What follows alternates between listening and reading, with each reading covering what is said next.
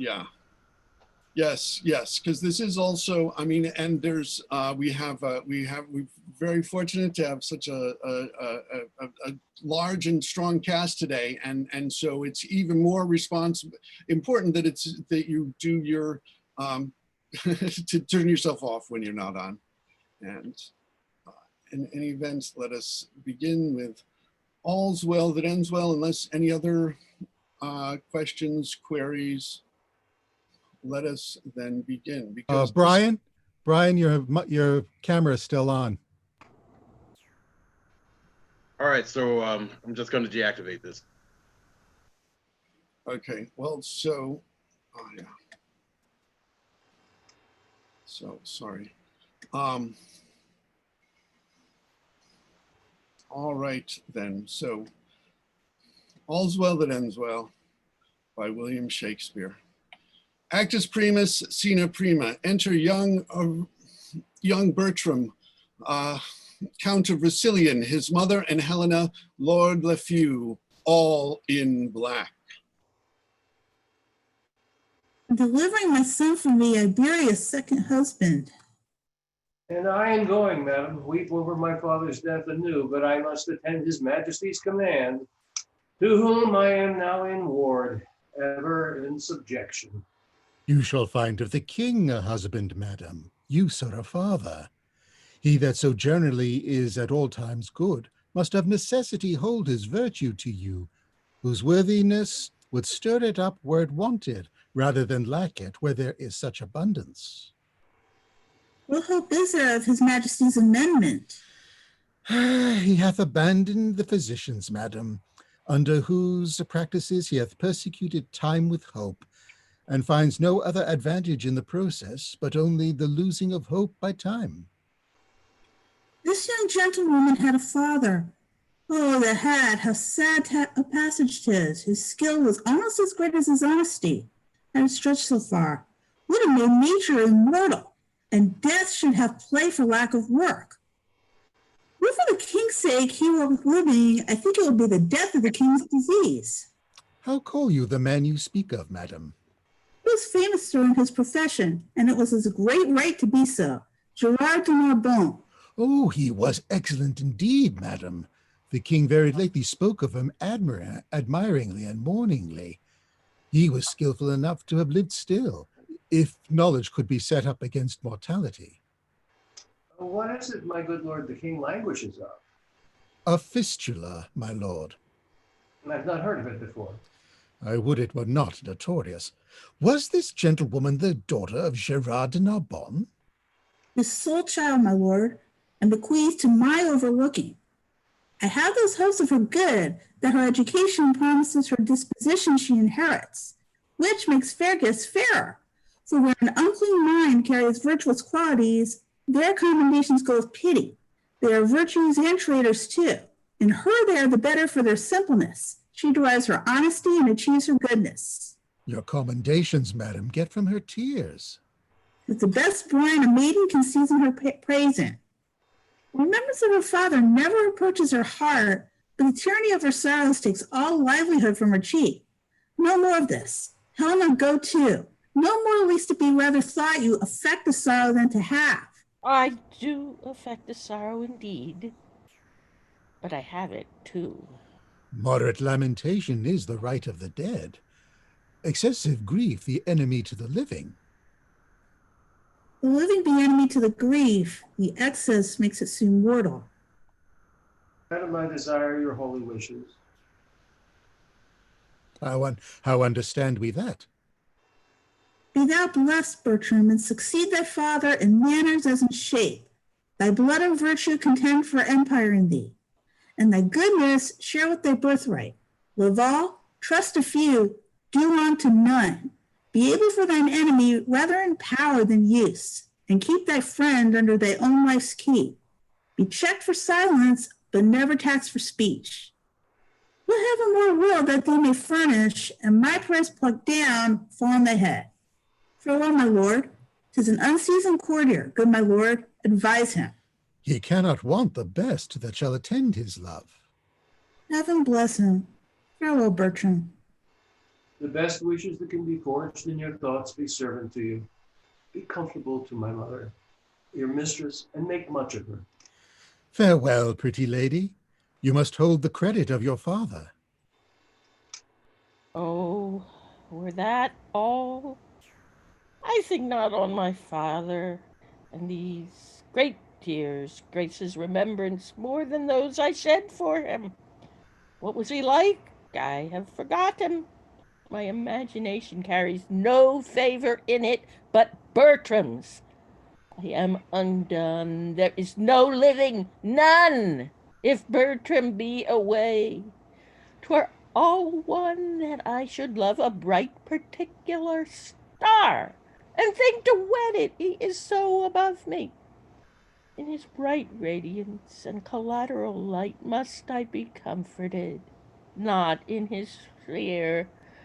The ambition in my love thus breaks itself. The hind that would be mated by the lion must die for love. 'Twas pretty, though a plague, to see him every hour, to sit and draw his arched brows, his hawking eye, his curls in our heart's table, heart too capable of every line and trick of his sweet favor. But now he's gone, and my idolatrous fancy must sanctify his relics. Who comes here? One that goes with him. I love him for his sake, and yet I know him a notorious liar. Think him a great way fool, solely a coward. Yet these fixed evils sit so thick in him that they take place when virtue's steely bones look bleak in the cold wind. Withal, full oft we see cold wisdom weighing on superfluous folly. Save you, fair queen. And you, monarch, No. and no, You meditating on virginity? you have some stain of soldier in you. Let me ask you a question. Man is enemy to virginity. How may we barricado it against him? Keep him out. But he assails, and our virginity, though valiant in the defense, yet is weak, and full to us some warlike resistance. There's none. Man sitting down before you will undermine you and blow you up. Plus our poor virginity from underminers and blowers up. Is there no military policy how virgins might blow up men? Virginity being blown down, man will quicklier be blown up. Marry, in blowing him down again, with the breach yourselves made, you lose your city. It is not politic in the commonwealth of nature to preserve virginity. Loss of virginity is rational increase. And there was never virgin go till virginity was first lost. That you were made of it, metal to make virgins. Virginity, by being once lost, may be 10 times found. By being ever kept, it is ever lost. 'Tis too cold a companion. Away with it. I will stand for it a little, though therefore I die a virgin. This little can be said to it. 'Tis against the rule of nature. You speak on the part of virginity is to accuse your mothers, which is most infallible disobedience. He that bangs himself is a virgin. Virginity murders itself and should be buried in highways out of all sanctified limit as a desperate offendress against nature. Virginity breeds mites, much like a cheese, consumes itself to the very bay-ring, and so dies with feeding his own stomach. Besides, virginity is peevish, proud, idle, made of self love, which is the most inhibited sin in the canon. Keep it not. You cannot choose but lose by it. Out with it. Within 10 years, it will make itself two, which is a goodly increase. And the principle itself not much the worst. Away with it. How might one do, sir, to lose it to her own liking? Let me see. Marry ill to like him that ne'er it likes. 'Tis a commodity will lose the gloss with lying. The longer kept, the less worth. Off with it while 'tis vendible. Answer the time of request. Virginity, like an old courtier, wears her hat out of fashion. Richly suited, but unsuitable. Just like the brooch and the toothpick, which were not now. Your date is better in your pie and your porridge than in your cheek. And your virginity, your old virginity, is like one of our French withered pears. It looks ill, it eats dryly. Marry, 'tis a withered pear. It was formerly better, marry, yet 'tis a withered pear. Will you anything with it? Not my virginity yet.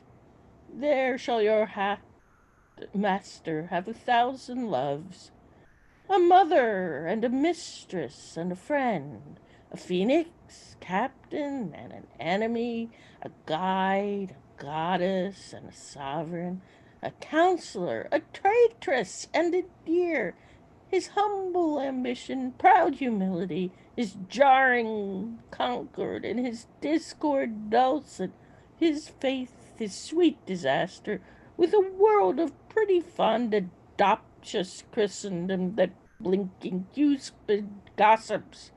Now shall he, I don't know what he shall, God send him well.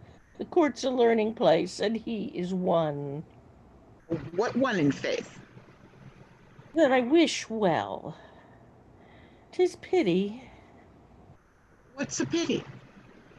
that wishing well hath not a body in it which might be Ooh. felt, that we the poorer born, whose baser stars do shut us up in wishes, might with effects of them follow our friends, and show what we alone must think, which never returns us thanks. Enter page. Monsieur Parolles, my lord calls for you. Little Helen, farewell. If I can remember thee, I will think of thee at court. Monsieur Parolles, you were born under a charitable star. Oh, under Mars, I think especially under Mars. Why under Mars? The wars hath so kept you under that you must needs be born under Mars. When he was predominant. When he was retrograde, I think rather. Why think you so? You go so much backward when you fight. Oh, that's for advantage. So is running away when fear proposes the safety. But the composition that your valor and fear makes in you is a virtue of a good wing, and I like the wear well. I am so full of businesses I cannot answer thee acutely. I will return perfect courtier, in the which my instruction shall serve to naturalize thee, so thou wilt be capable of a courtier's counsel, and understand what advice shall thrust upon thee, else thou diest in thine unthankfulness, and thine ignorance makes thee away. Farewell. When thou hast leisure, say thy prayers. When thou hast none, remember thy friends. Hey, get thee a good husband, and use him as he uses thee. So farewell. Our remedies oft in ourselves do lie, which we ascribe to heaven. The fated sky gives us free scope, only doth backward pull our slow designs, when we ourselves are dull. What power is it which mounts my love so high, that makes me see and cannot feed mine eye? The mightiest space in fortune nature brings to join likes and kiss like native things. Impossible be strange attempts to those that weigh their pains in sense, and do suppose what hath been cannot be. Who ever strove to show her merit that did miss her love? The king's disease, my project, may deceive me, but my intents are fixed and will not leave me. Exit, flourish, coronets.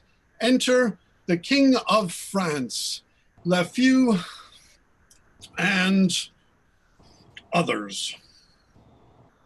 Florentines and Senois are by the ears, have fought with equal fortune, and continue a braving war. So 'tis reported, sir. It is most credible. We here receive it, a certainty vouched from our cousin Austria with caution, that the Florentine will move us for speedy aid, wherein our dearest friend prejudicates the business, and would seem to have us make denial. His love and wisdom approved so to your majesty may plead for amplest credence. Here armed our answer, and Florence is denied before he comes.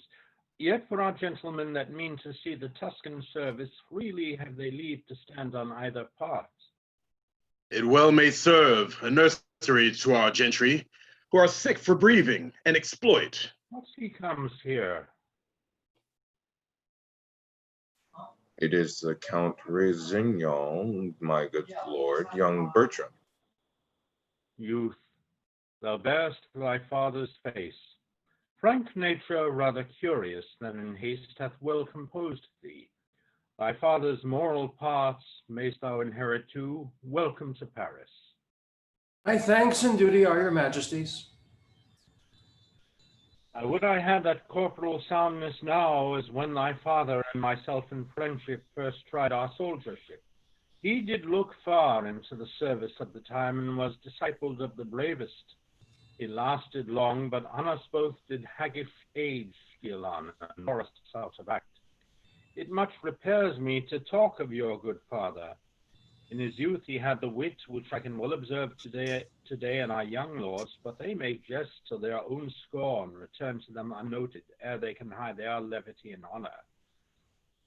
So, like a courtier, contempt nor bitterness were in his pride or sharpness. If they were, his equal had awaked them, and his honor cocked to itself, knew the true minute when exception bid him speak, and at this time his tongue obeyed his hand. Who were below him he used as creatures of another place, and bowed his eminent top to their low ranks, making them proud of his humility. In their poor praise he humbled. Such a man might be a copy to these younger times, which followed well would demonstrate them now, but go as backward. His good remembrance, sir, lies richer in your thoughts than on his tomb. So in a proof lies not his epitaph as in your royal speech. Would I were with him. He would always say, methinks I hear him now, his flaws of words he scattered not in ears, but grafted them to grow there and to bear. Let me not live, this is good melancholy oft began on the catastrophe and heel of pastime when it was out. Let me not live, quoth he, after my flame lacks oil, to be the snuff of younger spirits, whose apprehensive senses all but new things disdain, whose judgments are mere fathers of their garments, whose constancies expire before their fashions. This he wished. I after him do after him wish too, since I nor wax nor honey can bring home, I quickly would dissolve it from my hive to give some laborers room. Your love, sir. They that least lend it to you shall lack you first. I fill a place, I know it. How long is't count since the physician at your father's died? He was much famed. Some 6 months since, my lord. If he were living, I would try him yet. Lend me an arm. The rest have worn me out with several applications. Nature and sickness debate it at their leisure. Welcome, Count. My son's no dearer. Thank you, Majesty. Exit. Flourish. Enter Countess, Steward, and Clown. I will now hear. What say you of this woman?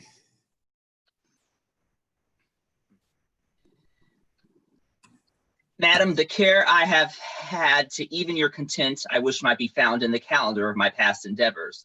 For then we wound our modesty and make foul the clearness of our deservings, when of ourselves we publish them. What does this knave here? Get you gone, Sarah. The complaints I have heard of you, I do not all believe. 'Tis my slowness that I do not. For I know you lack not folly to commit them, and have ability enough to make such knaveries yours. It is not unknown to you, madam. I am a poor fellow. Well, sir. No, madam, 'tis not so well that I am poor, though many of the rich are damned. But if I may have your ladyship's goodwill to go to the world, is well the world, and I will do it. Wilt thou needs be a beggar? I do beg your goodwill in this case. What case? In Isabel's case, and mine own. Service is no heritage, and I think I shall never have the blessing of God till I have issue of my body, for they say bonds are sins. Tell me thy reason why thou wilt marry. My poor body, madam, requires it. I am driven on by the flesh, and he must needs go that the devil drives. Is this all your worship's reason? Faith, madam, I have other holy reasons, such as May the world know. May the world know. I have been, madam, a wicked creature, as you and all flesh and blood are, and indeed I do marry that I may repent. Thy marriage sooner than thy wickedness. I am out of friends, madam, and I hope to have friends for my wife's sake. Such friends are thine enemies, knave. Shallow, madam. You're shallow, madam, and great friends, for the knaves come that do that for me which I am aweary of. He that heirs my land spares my team and gives me leave to in the crop. If I be his cuckold, he's my drudge. He that comforts my wife is that cherishes my flesh and blood, loves my flesh and blood.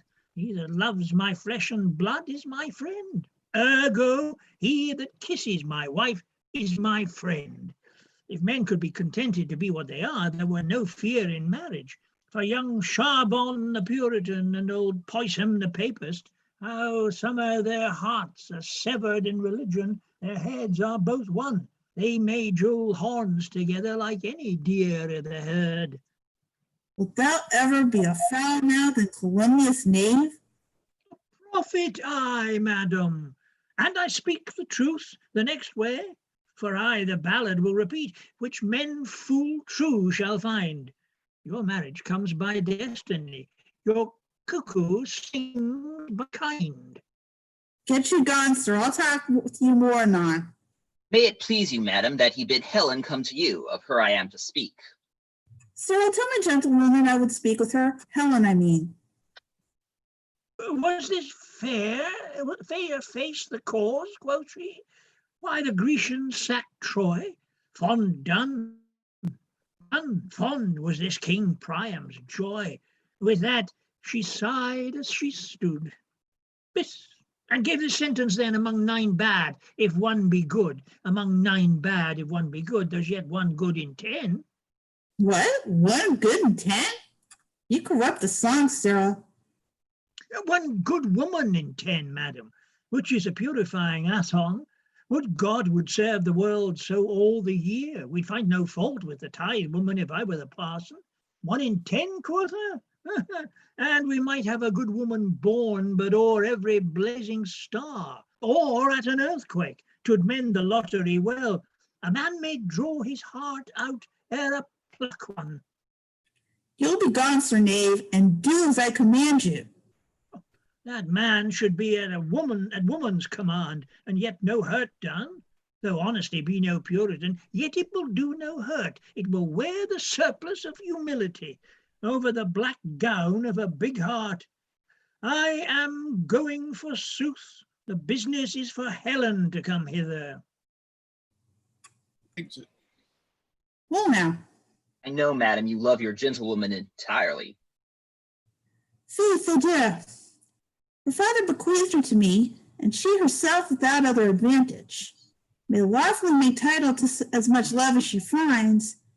There's more owing her than is paid, and more shall be paid her than she'll demand. Madam, I was very late, more near than then. I think she wished me, alone she was, and did communicate to herself her own words to her own ears. She thought, I dare vow for her, they touched not a nice stranger's sense. Her matter was, she loved your son. Fortune, she said, was no goddess that had put such difference betwixt their two estates. Love no god that would not extend his might only, where qualities were level. Queen of virgins that would suffer her poor knight surprised without rescuing the first assault or ransom afterward. This she delivered in the most bitter touch of sorrow that e'er I heard virgin exclaim in, which I held my duty speedily to acquaint you withal. Since in the loss that may happen, it concerns you something to know it. You have discharged this honestly. Keep it to yourself. Many likelihoods informed me of this before, which hung so tottering in the balance that I could neither believe nor misdoubt. Pray leave me, stall this in your bosom, and I thank you for your honest care. I will speak with you further anon. Exit steward. Enter Helen. Even so, it was with me when I was young. If ever we are nature's, these are ours. This thorn doth to our rose of youth rightly belong. Our blood to us, this to our blood is born. It is the show and seal of nature's truth.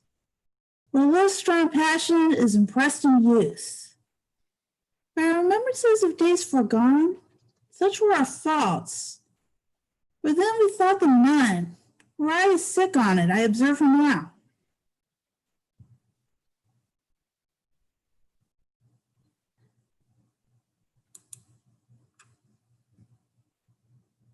What is your pleasure, madam? You know, Helen, I'm a mother to you. Mine honorable mistress. Nay, a mother. Why not a mother? When I said a mother, methought you saw a serpent. What's another that you start at it? I say I am your mother, and put you in the catalog of those that were in wombed mine. As often seen, adoption strives with nature, and choice breeds a native slip from us from foreign seeds. You ne'er oppress me with the mother's groan, yet I express to you a mother's care. God's mercy, maiden, does it curd thy blood to say I am thy mother? What's the matter? That this distempered messenger of wet? The many-colored iris surrounds thine eye? Why, that you are my daughter? That I am not. I say I am your mother. Pardon, madam. The Count Rousillon cannot be my brother. I'm from humble, he from honored name. No note upon my parents, his all noble. My master, my dear lord he is, and I his servant live, and will his vassal die, he must not be my brother. Nor I your mother. You are my mother, madam, would you were, so that my lord your son were not my brother. Indeed, my mother, or were you both our mothers, I care no more for than I do for heaven, for I were not his sister. Can't no other, but I your daughter, he must be my brother. Yes, Helen, you may be my daughter-in-law. That should, you need not. Daughter and mother so strive upon their pulse. What pale agent! My fear hath catched your fondness. Now I see the mystery of your loveliness, and find your salt tears head. Now to all sense 'tis gross. You love my son. Invention is ashamed against the proclamation of thy passion to say that thou dost not. Therefore, tell me true, but tell me then 'tis so. For look, thy cheeks confess it to tooth to the other, and thine eyes see it so grossly shown in thy behaviors, that in their kind they speak it. Only sin and hellish obstinance tie thy tongue, that truth should be suspected. Speak, is it so? If it be so, you have won a goodly clip. If it be not, forswear howe'er I charge thee, as heaven shall work in me for thine avail, to tell me truly. Good madam, pardon me. Do you love my son? Your pardon, noble mistress. Love you, my son?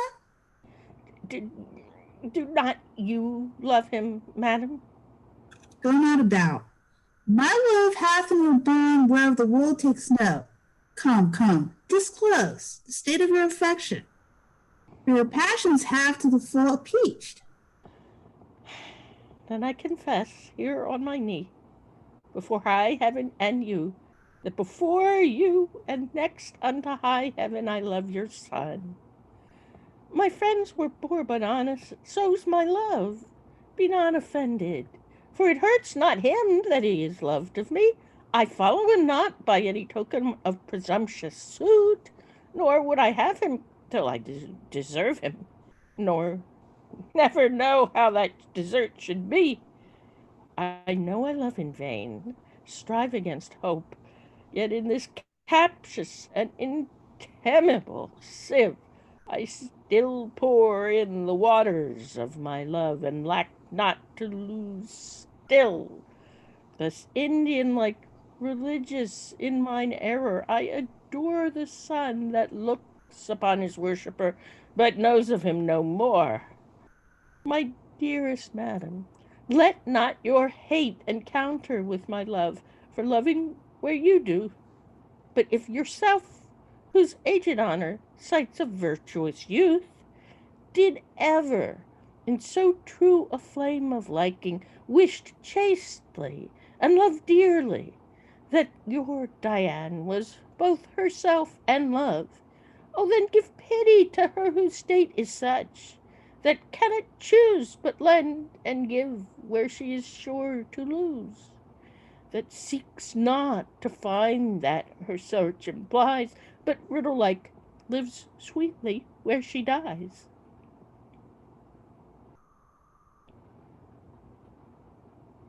Had you not lately an intent, speak truly, to go to Paris? Madam, I had.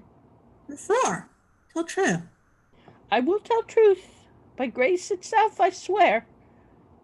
You know my father left me some prescriptions of rare and proved effects, such as his reading and manifest experience had collected for general sovereignty, and that he willed me in heedfullest reservation to bestow them as notes whose faculties inclusive were more than they were in note. Amongst the rest, there is a remedy approved, set down, to cure the desperate languishing whereof the king is rendered lost. This was your motive for Paris, was it? Speak.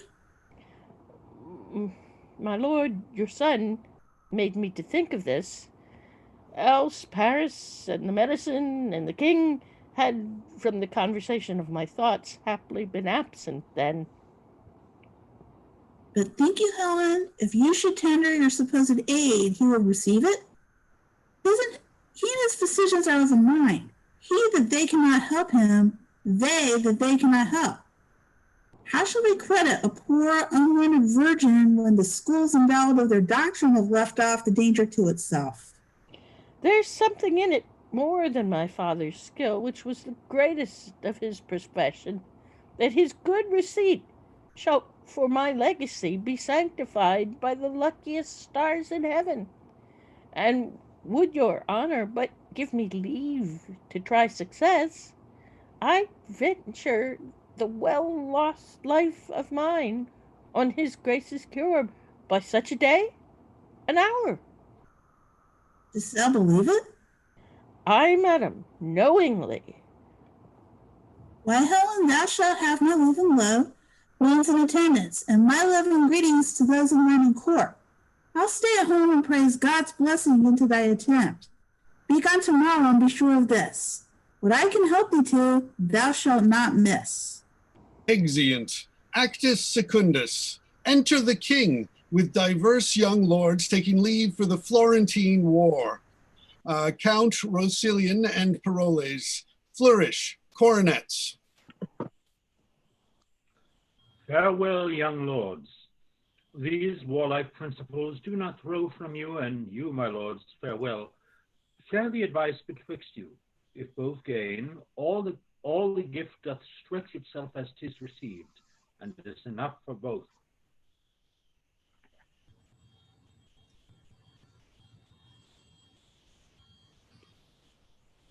Lord G. Lord G, is our hope. 'Tis our hope, sir, after well-entered soldiers, to return and find your grace and help.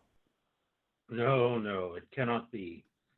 And yet my heart will not confess he owes the malady that doth my life besiege. Farewell, young lords, whether I live or die, be you the sons of worthy Frenchmen. Let higher Italy, those bated that inherit but the fall of the last monarchy, see that you come not to woo honor, but to wed it, when the bravest question shrinks. Find what you seek, that fame may cry you loud, I say farewell. Both at your bidding serve your majesty. Those girls of Italy, take heed of them. They say our French lack language to deny if they demand. Beware of being captives before you serve.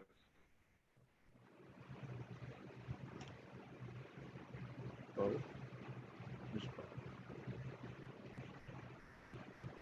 Farewell. Come hither to me. Oh, my sweet lord, if you will stay behind us. It's not his fault, the spark. Oh, 'tis brave wars. Most admirable. I have seen those wars. I am commanded here and kept a coil with, too young, and the next year, and 'tis too early. And thy mind stand to it, boy. Steal away bravely. I shall stay here, the forehorse to a smock, creaking my shoes on the plain masonry, till honor be bought up, and no sword worn but one to dance with. By heaven, I'll steal away. There's honor in the theft. Commit it, Count. I am your accessory, and so farewell. I grow to you, and our parting is a tortured body. Farewell, Captain. Sweet Monsieur Paroles. Noble heroes, my sword and yours are kin, good sparks and lustrous. A word, good metals. You shall find in the regiment of the Spinet one Captain Spurio, his cicatrice with an emblem of war here on his sinister cheek is this very sword entrenched in it, this very sword. Say to him, I live, and observe his reports for me. We shall, noble captain. Mars do unto you for his novices. What will ye do? Stay, the king. Use a more spacious ceremony to the noble lords. You have restrained yourself within the lists of too cold in a Jew. Be more expressive to them, for they wear themselves in the cap of the time. There do muster true gait, eat, speak, and move under the influence of the most received star. And though the devil lead the measure, such are to be followed. After them, and take a more dilated farewell. And I will do so. Worthy fellows, and like to prove most sinewy swordsmen. Exeunt. Enter Lafew. Pardon, my lord, for me and for my tidings. I'll see thee to stand up. Then here's a man stands has bought his pardon. I would you had kneeled, my lord, to ask me mercy, and that at my bidding you could so stand up. I would I had, so I had broke thy pate and asked thee mercy for it. Good faith across. But, my good lord, 'tis thus. Will you be cured of your infirmity? No. Oh, will you eat no grapes, my royal fox? Yes, but you will, my noble grapes, and if my royal fox could reach them. I have seen a medicine that's able to breathe life into a stone, quicken a rock, and make you dance canary with sprightly fire and motion, whose simple touch is powerful to erase King Pippin, nay, to give great Charlemagne a pen in his hand and write to her a love line. What her is this? Why, Dr. She. My lord, there's one arrived. If you will see her now, by my faith and honor, if seriously I may convey my thoughts to this my light deliverance, I have spoke with one that in her sex, her years, profession, wisdom, and constancy hath amazed me more than I dare blame my weakness. Will you see her? For that is her demand, and know her business. That done, laugh well at me. Now, good LeFew, bring me admiration that we with thee may spend our wonder too, or take off thine by wondering how thou tookst it. Nay, I'll fit you, and not be all day neither. Thus he his special nothing ever prologues. Nay, come your ways. Enter Helen. This haste hath wings indeed. Nay, come your ways. This is his majesty. Say your mind to him. A traitor you do look like, but such traitors his majesty seldom fears. Ooh, I am Cressid's uncle that dare leave two together. Fare you well. Exit. Now, fair one, does your business follow us? Ay, my good lord. Gerard de Narbonne was my father, in what he did profess, well found. I knew him. The rather will I spare my praises towards him, knowing him is enough. On his bed of death, many receipts he gave me, chiefly one which as the dearest issue of his practice, and of his old experience, the only darling, he bade me store up as a triple eye, safer than mine own two, more dear I have so. And hearing your high majesty is touched with that malignant cause whereon the honor of my dear father's gift stands chief in power, I come to tender it, and my appliance with all bound humbleness. We thank you, madam, but may not be so credulous of care when our most learned doctors leave us, and the congregated college have concluded that laboring arts had never ransomed nature from her inedible estate. I say we must not so stain our judgment or corrupt our hope to prostitute our past cure malady to empirics, or to dissever so our great self and our credit to esteem a senseless help when help past sense we deem. My duty then shall pay me for my pains. I will no more enforce mine office on you, humbly entreating from your royal thoughts a modest one to bear me back again. I cannot give thee less to be called grateful. Our thoughts to help me, and such thanks I give as one near death to those that wish him live. But what at full I know thou knowest no part, I knowing all my peril thou no art. What I can do no hurt to try, since you set up your rest against remedy. He that of greatest works is finisher oft does them by the weakest minister. So holy writ in babes hath judgment shown when judges have been babes. Great floods have flown from simple sources, and great seas have dried when miracles have by the greatest been denied. Oft expectation fails, and most oft there where most it promises, and oft it hits where hope is coldest, and despair most shifts. I must not hear thee. Fare thee well, kind maid. Thy pains not used must by thyself be paid. Proffers not took, with thanks for their reward. Inspired merit so by breath is barred. It is not so with him that all things knows, as 'tis with us that square our guests by shows, but most it is presumption in us, when the help of heaven we count the act of men. Dear sir, to my endeavors give consent of heaven, not me, to make experiment. I am not an impostor that proclaim myself against the level of my name. But no, I think I know most sure my art is not past power, nor you past cure. Art thou so confident? Within what space hopest thou my cure?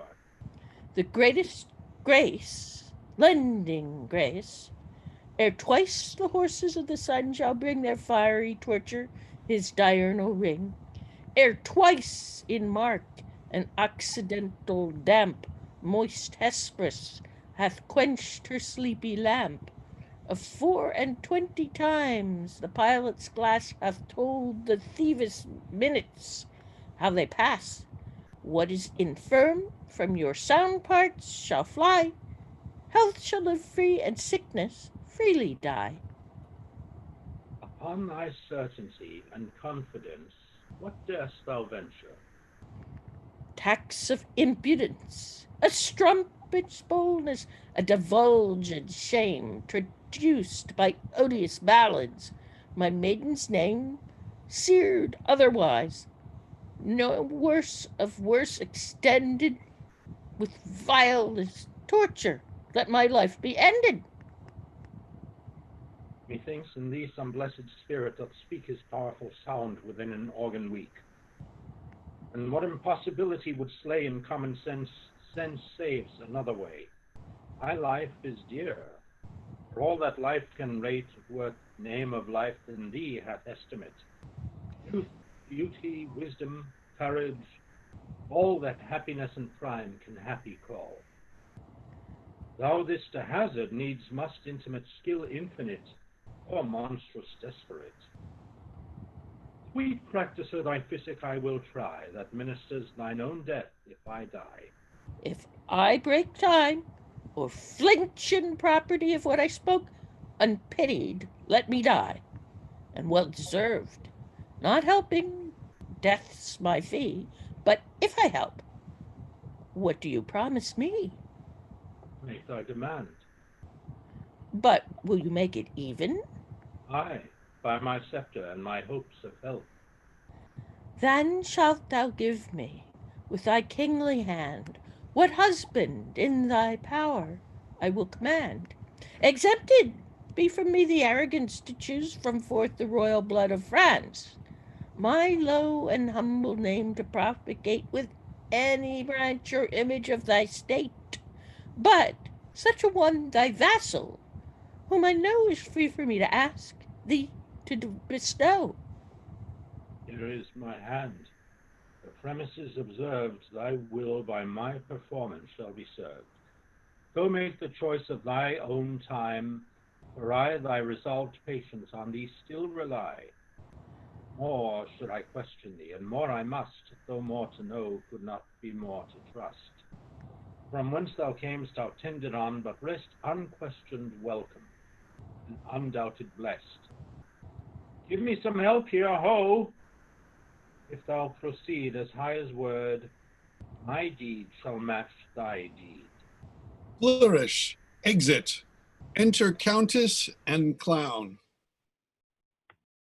Come on, sir, I shall now put you to the height of your breeding.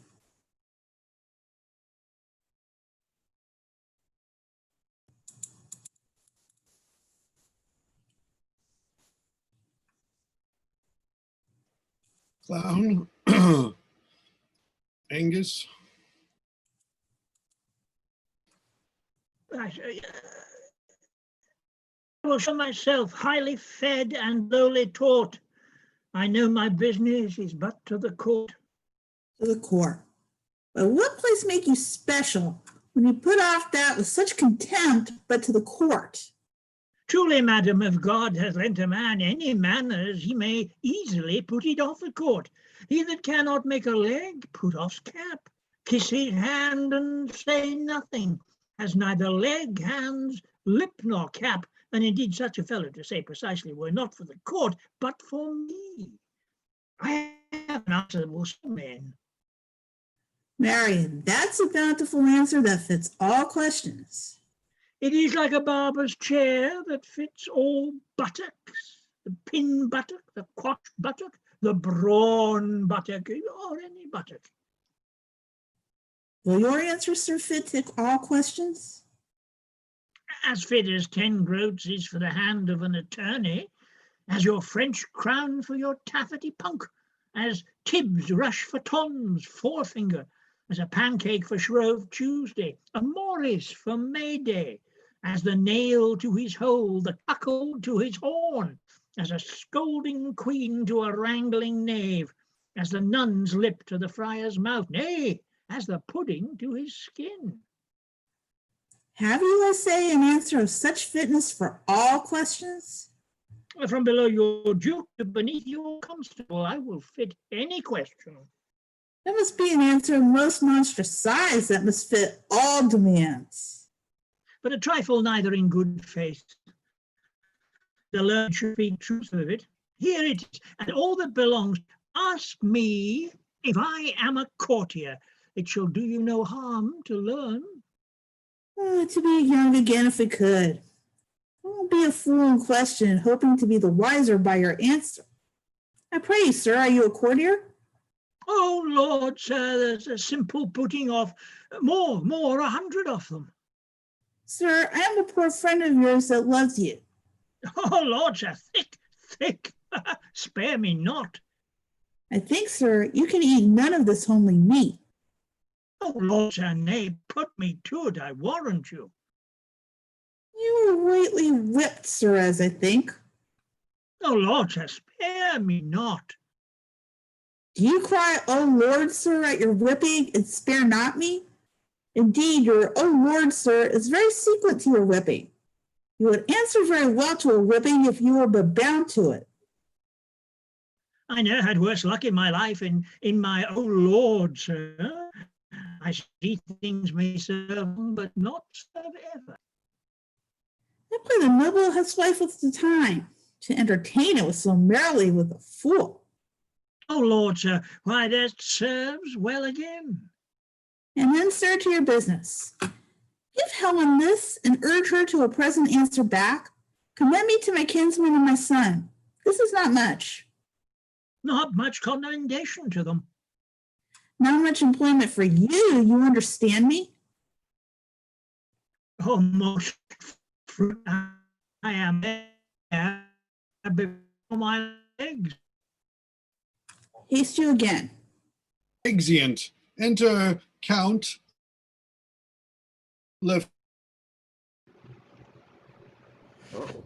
They say miracles are past, and we have a philosophical persons to make modern and familiar things supernatural and causeless.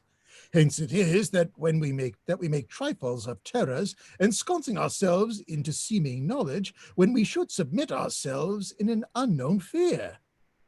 Why, 'tis the rarest argument of wonder that hath shot out in our later times. And so 'tis.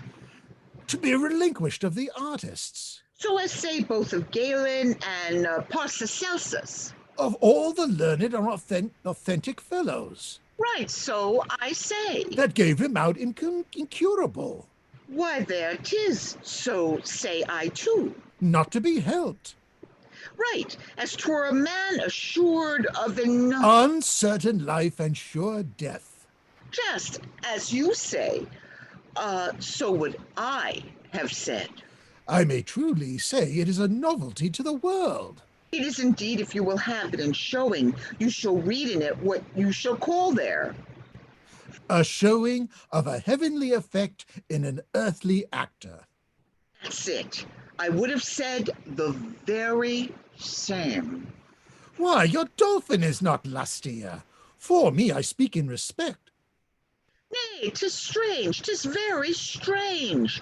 That is the brief and the tedious of it, and he is a most fascinacious spirit that will not acknowledge it to be the very hand of heaven. Aye, so I say. innermost weak. And Bile minister great power, great transcendence, which should indeed give us a further use to be made. Then alone the recovery of the king as to be. Generally thankful. Enter King, Helen, and attendants. I would have said it, you say well. Here comes the king. Ho, lustig, as the Dutchman says. I'll like her maid the better whilst I have a tooth in my head. Why, he's able to lead her a Coranto. More do vinegar, is not this Helen? For God, I think so. Go, call before me all the lords in court.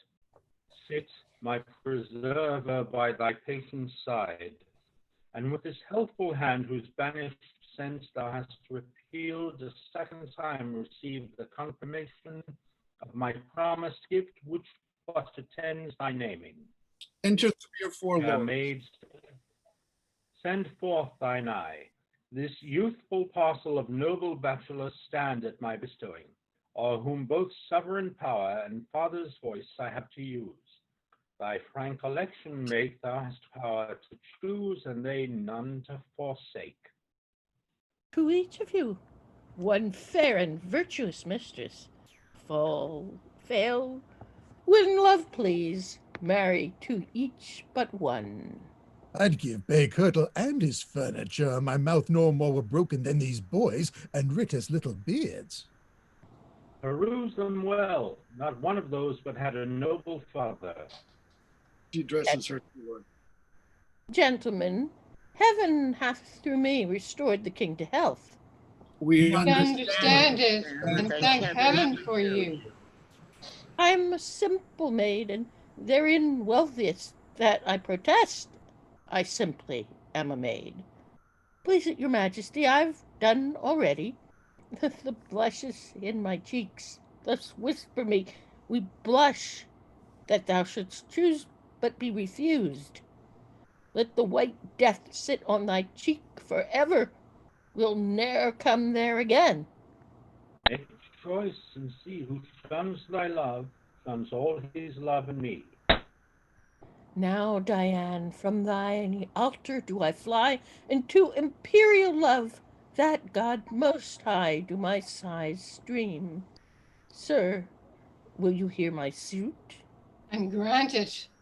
Thanks, sir, all the rest is mute.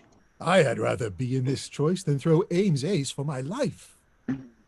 The honor, sir, that flames in your fair eyes, before I speak too threateningly replies, love make your fortunes 20 times above her that so wishes, and her humble love. No better, if you please. My wish receive, which great love grant, and so I take my leave. Do they all deny her?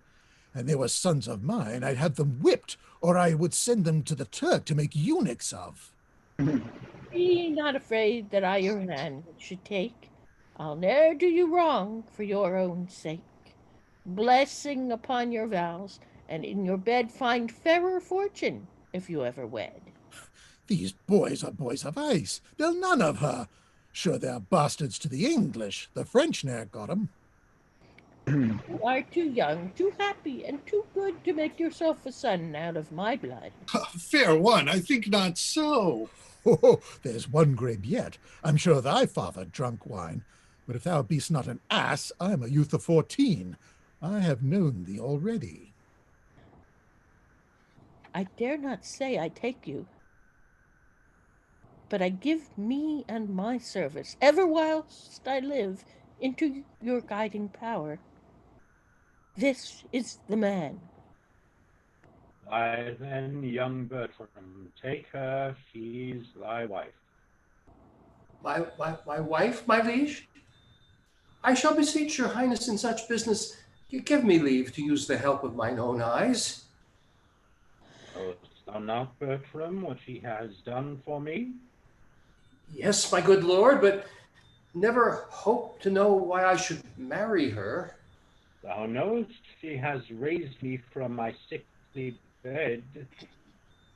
But it follows it, my lord, to bring me down must answer for your raising?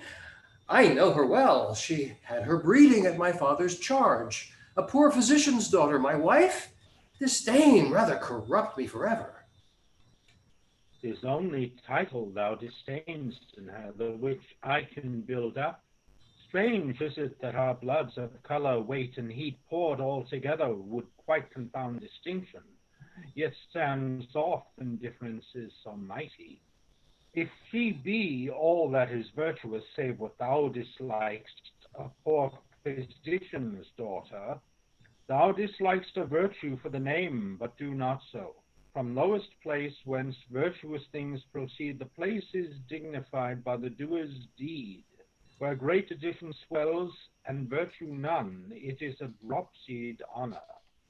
Good alone is good without a name, vileness is so. The property by what is, should go, not by the title. She is young, wise, fair. In these to nature she's immediate heir, and these breed honor. That is honor's scorn, which challenges itself as honor's born, and is not like the sire. Honors thrive when rather from our acts we them derive than our foregoers. The mere words, a slave debauched on every tomb, on every grave, a lying trophy, and as oft is dumb, where dust and damned oblivion is the tomb of honored bones indeed. What should be said? If thou canst like this creature as a maid, I can create the rest. Virtue in she is her own dower, honor and wealth from me. I cannot love her, nor will strive to do it. Thou wrongest thyself if thou shouldst strive to choose. That you are well restored, my lord, I'm glad. Let the rest go. My honour's at the stake, which to defeat I must produce my power. Here, take her hand, proud scornful boy, unworthy this good gift, that dost in vile misprision shackle up my love in her desert, that canst not dream we poising us in her defective scale shall weigh thee to the beam, that wilt not know it is in us to plant thine honour where we please to have it grow.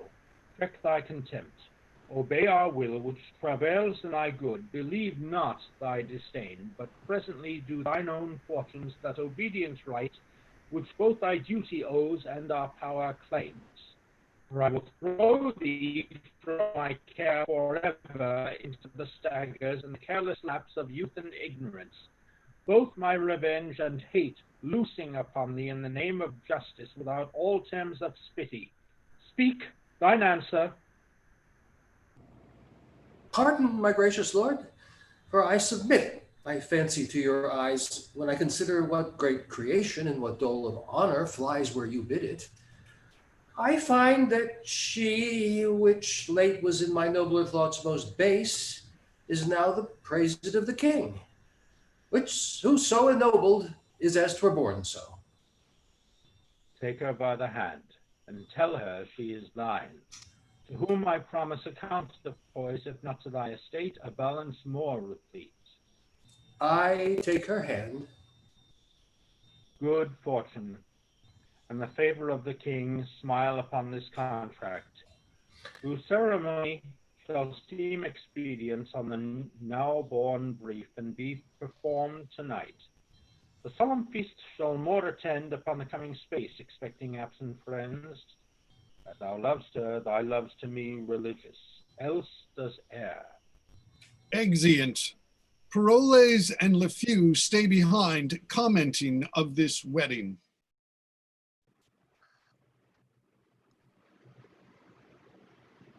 Do you hear, monsieur? A word with you. Your pleasure, sir. Your lord and master did well to make his recantation. Recantation? My lord? My master? Aye. Is it not a language I speak? A most harsh one, and not to be understood without bloody succeeding.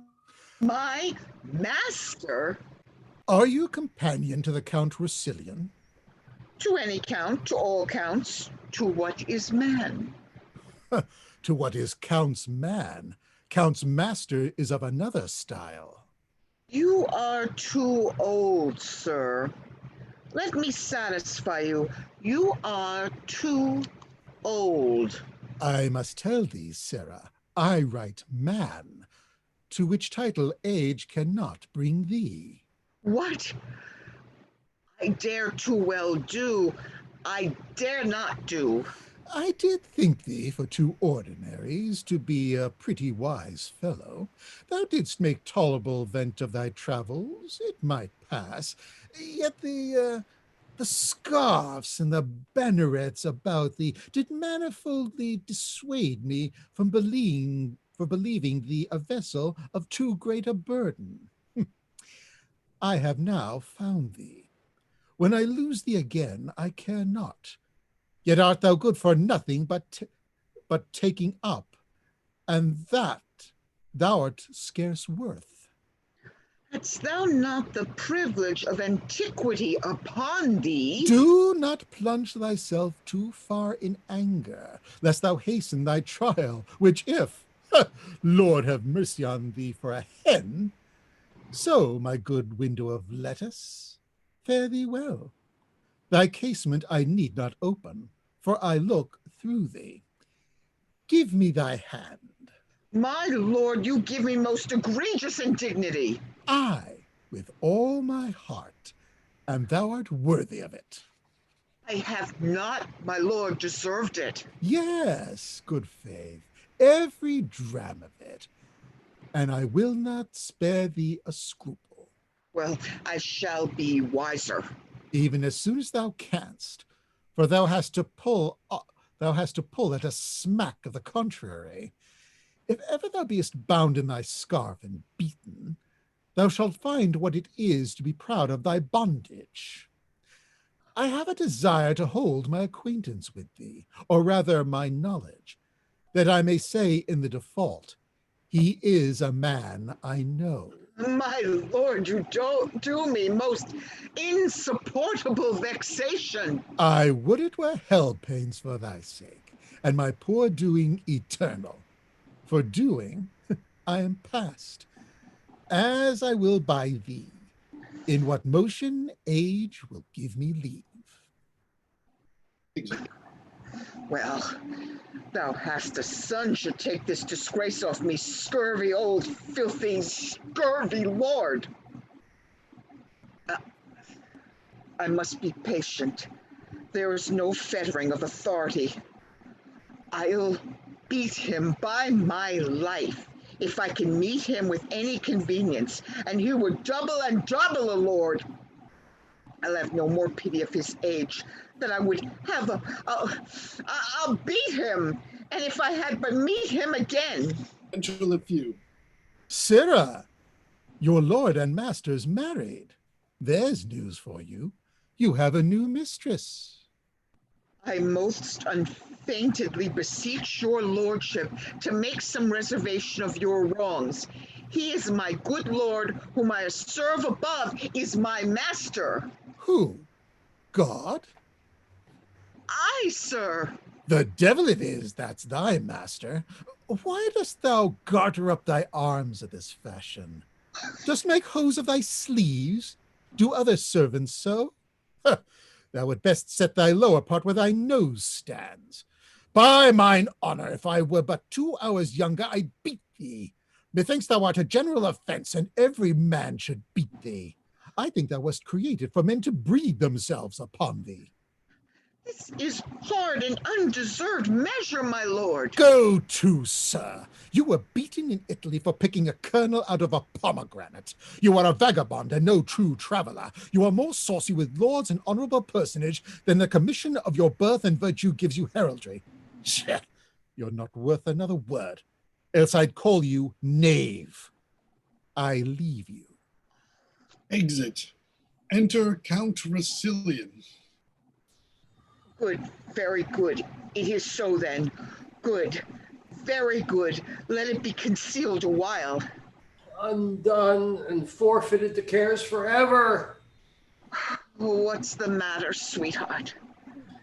Although before the solemn priest I have sworn, I will not bed her. What, sweetheart? Oh, my Parolles, they have married me to the have married me. I'll to the Tuscan wars and never bed her. Oh, France is a dog hole, and it no more merits the tread of a man's foot. To the wars. There's letters from my mother. What the import is, I know not yet. I that would be known. To the wars, my boy, to the wars. He wears his honor in a box unseen that hugs his kicky, wicky heart at home, spending his manly marrow in his wars, which should sustain the bound and high curvet of martyr's fiery steed. To other regions, France is a stable. We that dwell in it jades, therefore, to the wars. It shall be so. I'll send her to my house, acquaint my mother with my hate to her, and wherefore I am fled, write to the king that which I durst not speak. His present gift shall furnish me to those Italian fields where noble fellows strike. Wars no strife to the dark house and the detested wife. Will this capriccio hold in thee? Art sure? Go with me to my chamber and advise me. I'll send her straight away. Tomorrow I'll to the wars, she to her single sorrow. Why, these bulls bound, there's noise in it. 'Tis hard a young man married is a man that's marred. Therefore, away, and leave her bravely. Go, the king hath done you wrong. But hush, 'tis so. Exit. Enter Helena and Clown. My mother greets me kindly. Is she well? She is not well, yet she has her health. She's very merry, but yet she is not well. But thanks be given, she's very well, and wants nothing in the world, but yet she is not well. If she be very well, then what doth she ail, that she's not very well? Oh, truly, she's very well indeed, but for two things. What two things?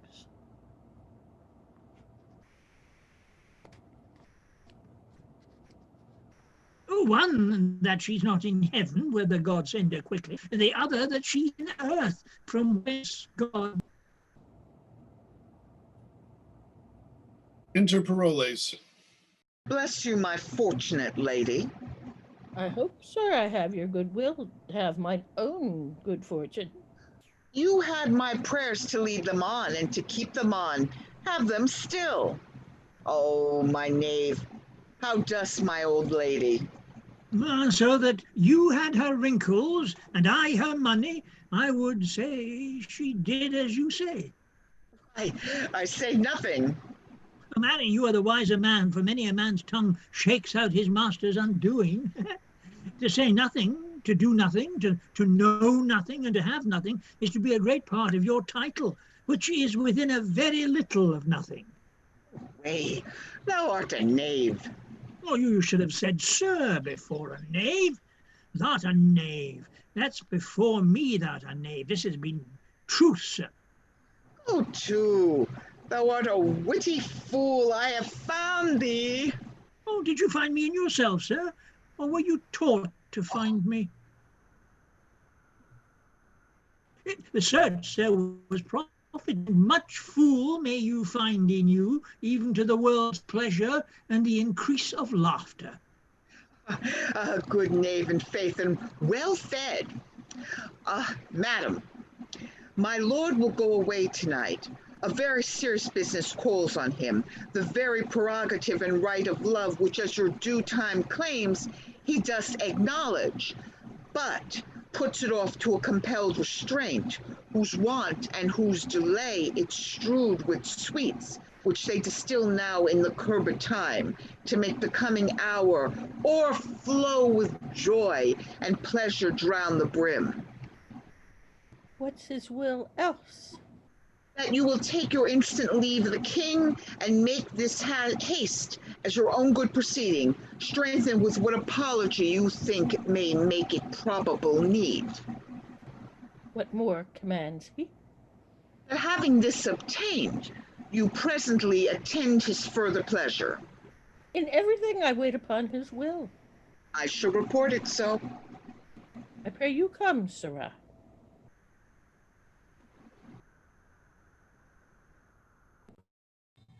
But I hope your lordship thinks him not a soldier. Yes, my lord, and a very valiant approof. You have it from his own deliverance. And by other warranted testimony.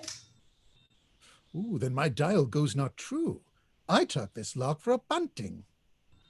I do assure you, my lord, he is very great in knowledge and accordingly valiant. I've then sinned against his experience and transgressed against his valor. And my state that way is dangerous, since I cannot yet find it in my heart to repent. Here he comes. I pray you make us friends. I will pursue the amity. Enter Parolles. These things shall be done, sir. Pray you, sir, who's his tailor? Sir? Oh, I know him well, aye, sir. He's, sir's a good workman, a very good tailor. Is she gone to the king? She is. Will she away tonight? As you'll have her. I have writ my letters, casketed my treasure, given order for our horses, and tonight, when I should take possession of the bride, and ere I do begin. A good traveller is something at the latter end of a dinner, but on that lies 3/3, and uses a known truth to pass 1,000 nothings with, should be once hard and twice and thrice beaten. God save you, captain. Is there any unkindness between my lord and you, monsieur? I know not how I have deserved to rush into my lord's displeasure. You had me shift to run into it, boots and spurs and all, like him that leapt into the custard and out of it. You'll run again, rather than suffer question for your residence. It may be you have mistaken him, my lord. And shall do ever, though I took him at his prayers. Fare you well, my lord, and believe this of me. There can be no kernel in this light nut. The soul of this man is his clothes. Trust him not in matters of heavy consequence. I have kept them tame and know their natures. Farewell, monsieur. I've spoken better of you than you have or will deserve at my hand. But we must do good against evil. An idle lord, I swear. I think so. What, do you not know him? Yes, I do know him well, and common speech gives him a worthy pass. Here comes my clog. Enter Helena. I have, sir, as I was commanded from you, spoke with the king, and have procured his leave for present parting, only he desires some private speech with you. I shall obey his will. You must not marvel, Helen, at my course, which holds not color with the time, nor does the ministration the required office of my particular. Prepared I was not for such a business. Therefore I am found so much unsettled. This drives me to entreat you that presently you take your way for home, and rather muse than ask why I entreat you, for my respects are better than they seem, and my appointments have in them a need greater than it shows itself at first view, to you that know them not. This to my mother, 'twill be 2 days ere I shall see you, so I leave you to your wisdom. Sir, I can say nothing, but that I am your most obedient servant. Come, no more of that. And ever shall with true observance seek to eke out that wherein toward me my homely stars have failed to equal my great fortune. Let that go. My haste is very great. Farewell, hie home. Pray, sir, your pardon. What would you say? I am not worthy of the wealth I owe, nor dare I say 'tis mine, and yet it is, but like a timor a thief most fain would steal what law doth vouch mine own. What would you have? Something, and scarce so much. Nothing indeed. I would not tell you what I would, my lord. Faith, yes. Strangers and foes do sunder, and not kiss. I pray you stay not, but haste to horse. I shall not break your bidding, good my lord. Where are my other men? Monsieur, farewell. Go thou towards home, where I will never come, whilst I can shake my sword or hear the drum. Away, and for our fight. Bravely, Coragio.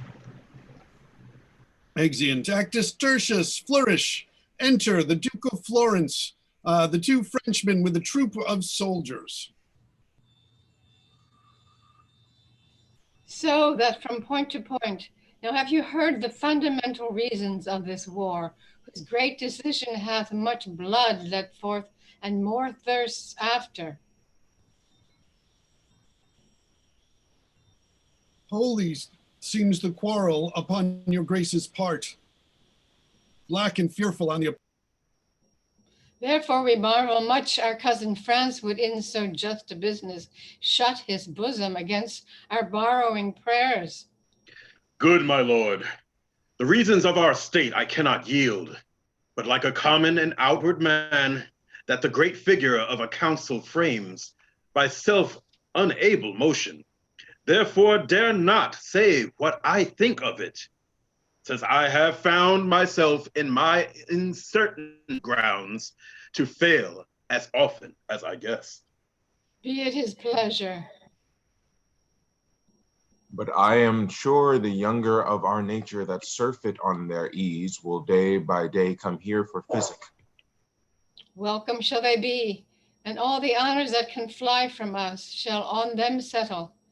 You know your places well, when better fall for your veils they fell, tomorrow to the field. Flourish. Enter Countess and Clown. It hath happened all as I would have had it. See that he comes not along with her. By my troth, I take my young lord to be a very melancholy man. By what observance, I pray you? Why, he will look upon his boot and sing, mend his ruff and sing, ask questions and sing, pick his teeth and sing. I know a man that had this trick of melancholy hold a goodly manner for a song. Let me see what he writes and when he means to come. I have no mind to Isbel since I was at court. Our old lings and our Isbels of the country are nothing like your old ling and your Isbels of the court. The brains of my Cupid's knocked out, and I begin to love as an old man loves money with no stomach. What have we here? In that you have there. Exit. I have sent you a daughter-in-law. She hath recovered the king and undone me. I have wedded her, not bedded her, and sworn to make the knot eternal. You shall hear I am run away? Know it before the report come. If there be breadth enough in the world, I will hold a long distance. My duty to you. Your unfortunate son, Bertram. This is not well, rash and unbridled boy, to fly the favors of so good a king, to pluck his indignation on thy head by the misprizing of a maid, too virtuous for the contempt of empire. Enter Clown. Oh, madam, yonder is heavy news within between two soldiers and my young lady. What is the matter? Nay, there is some comfort in the news, some comfort as soon as I thought he would. Why should he be killed? Well, says I, madam, if he run away, as I hear he does, the danger is in standing to it. That's the loss of men, though it be the getting of children. Here they come, will tell you more. For my part, I only hear your son was run away. Enter Helen and 2 gentlemen. Save you, good madam. Madam, my lord is gone. Forever gone. Do not say so. Think upon patience. Pray you, gentlemen. I felt so many quirks of joy and grief that the first face of neither on the start can woman me unto it.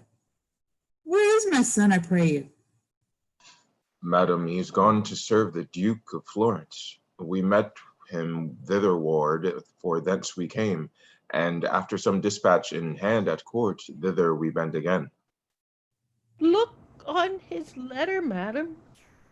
Here's my passport. When thou canst get the ring upon my finger, which never shall come off, and show me a child begotten of thy body, that I am father to, then call me husband. But in such a then, I write a never. This is a dreadful sentence. Brought you this letter, gentlemen? Aye, madam, and for the contents' sake are sorry for our pains. Aye. Prithee, lady, have a better cheer. If thou engrossest all the griefs that are thine, thou robbest me of a moiety. He is my son, but I do wash his name out of my blood, and thou art on my child. Towards Florence, is he? Aye, madam. To be a soldier. Such is his noble purpose, and believed the Duke will lay upon him all the honor that good convenience claims. Return you thither. Madam, with the swiftest wing of speed. Till I have no wife, I have nothing in France. 'Tis bitter. Find you that there? Aye, madam. 'Tis but the boldness of his hand, haply, which his heart was not consenting to. Nothing in France until you have no wife. There's nothing here that is too good for him, but only she. And she deserves a lord that 20 such rude boys might tend upon and call her hourly mistress. Who's with him? A servant only, and a gentleman, which I have sometime known. Charles, was it not? Aye, my good lady, he. Very tainted fellow, full of wickedness. My son corrupts a well-derived nature with his inducement. Indeed, good lady, the fellow has a deal of that, too much, which holds him much to have. You're welcome, gentlemen. I will entreat you, when you see my son, to tell him that his sword can never win the honor that he loses. Nor I'll entreat you written to bear along. We serve you, madam, in that and all your worthiest affairs. Not so, but as we change our courtesies, will you draw near? Exit. Till I have no wife, I have nothing in France. Nothing in France until he has no wife. Thou shalt have none, Rasilia, none in France. Then hast thou all again. Poor lord, is I that chased thee from thy country and exposed those tender limbs of thine to the event of the non-sparing war? And is it I that drive thee from the sword of court, where thou wast shot at with fair eyes, to be the mark of smoking muskets? Oh, you leaden messengers that ride upon the violent speed of fire, fly with false aim, move the still-peering air that sings with piercing, do not touch my lord. Whoever shoots at him, I set him there. Whoever charges on his forward breast, I am the caitiff that do hold him to it, and though I kill him not, I am the cause his death was so affected. better court I met the ravening lion when he roared with sharp constraint of hunger. Better 'twere that all the miseries which nature owes were mine at once. No, come thou home, Rousillon, whence honor but of danger wins a scar, as oft it loses all. I will be gone. My being here it is that holds thee hence. Shall I stay here to do it? No, no. Although the air of paradise did fan the house, an angel's office stall, I will be gone, that pitiful rumor may report my flight to consolate thine ear. Come night and day, for with the dark, poor thief, I'll steal away. Exit. Flourish. Enter the Duke of Florence, Rousillon, drum and trumpets, soldiers, paroles. The general of our horse thou art, and we, great in our hope, lay our best love and credence upon thy promising fortune. Sir, it is a charge too heavy for my strength, but yet we'll strive to bear it for your worthy sake, to the extreme edge of hazard. Then go forth, and fortune play upon thy prosperous helm as thy auspicious mistress. This very day, great Mars, I'll put myself into thy file. Make me but like my thoughts, and I shall prove a lover of thy drum, hater of love.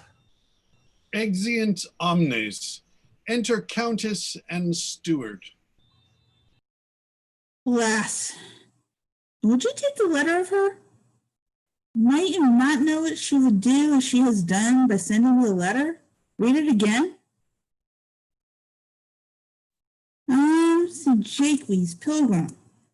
Thither gone, ambitious love hath in me solemnly offended that barefoot plod I the whole ground upon with sainted vow, my faults to have amended.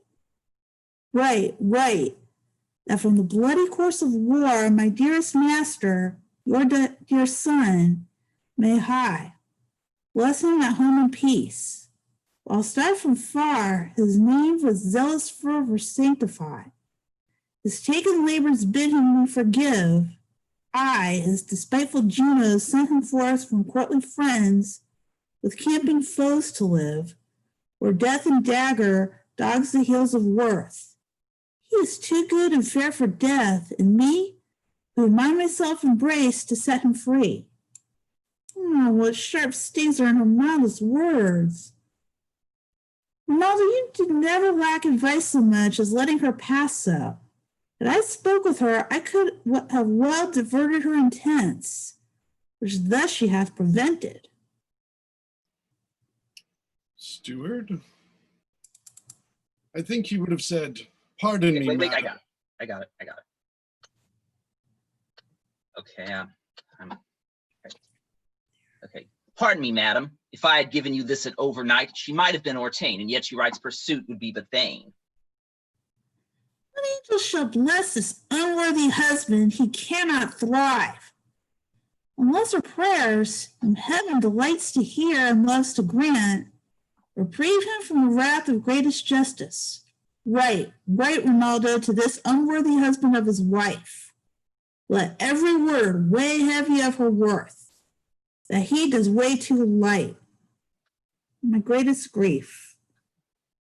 The little he do feel it set down sharply. Dispatch the most convenient messenger. When haply he shall hear that she is gone, he will return. And hope I may that she, hearing so much, will speed her foot again, led hither by pure love. Which of them both is dearest to me? I have no skill and sense to make distinction. Provide this messenger. My heart is heavy and my age is weak. Grief would have tears, and sorrow bids me speak. Exeunt, and we're going to take a brief break here, just like 5 minutes, so starting at about 2:51. If any of the cast have any questions or comments or anything and want to come on and say them, or you've got 5 minutes off, if any of the attendees have any questions, you can raise your hand and I can let you speak. You also, for attendees, you can also use, while we're doing things through the Q&A if you wish. And we'll be getting started in just about 5 minutes. So thank you. Very good work, everybody. I'm enjoying this. Thanks. So is there anybody in the cast have any issues and concerns? Or I'm hoping that Beth and Ken and Teller and I can compare rings in this intermission. Go free. If we have like about 4 minutes, I mean, the rings, it's it's a reading. So, I mean, if we have rings, we have rings. If we have not rings, we have not rings. So that's for each of them. I mean, because also one of the sort of interesting things is that even though, I mean, we're not all here together, we're all here somewhere. So we each have our own spaces and our own issues with those in terms of whether we have all of the props required. Ken, are you there? Do you have rings, or is what? Let me just see if. Maybe he's taking a bathroom break and will return shortly. Yeah. Well. Anyways, so yeah, it's so we'll be getting on with this because yeah, it is interesting in the way in that we are live, but we're not we're not in the same space, and so it's sort of how to combine these things and the various sorts of technical difficulties that people have occasionally. Like I sometimes had things where it was getting sort of wonky, but I don't know if that was my connection. And with my connection, I do actually have an Ethernet cable plugged in to my modem, which should make it better. But still, you know, we're at the at the expense of the of what we've got. Hey Ken, so do you have any rings or? I have a ring. Okay. Well. Okay. So here, let me turn on my video here. Is it at all? Teller, do you have your ring to show? It's a ring. It's a ring. It's a ring. We've got a ring for a ring. So we'll be getting started in just a little bit. Okay, but the thing is, since there are 2 rings, we want to make it as easy for the audience to follow the plot as is possible. Because otherwise it's very confusing to them. Not really. If you just let the words flow, you don't need the props. Well, some people might be better at picking that up than others. Right. Well, Trust I mean, the writer. Trust Shakespeare, for God's sake. He knew what he was doing.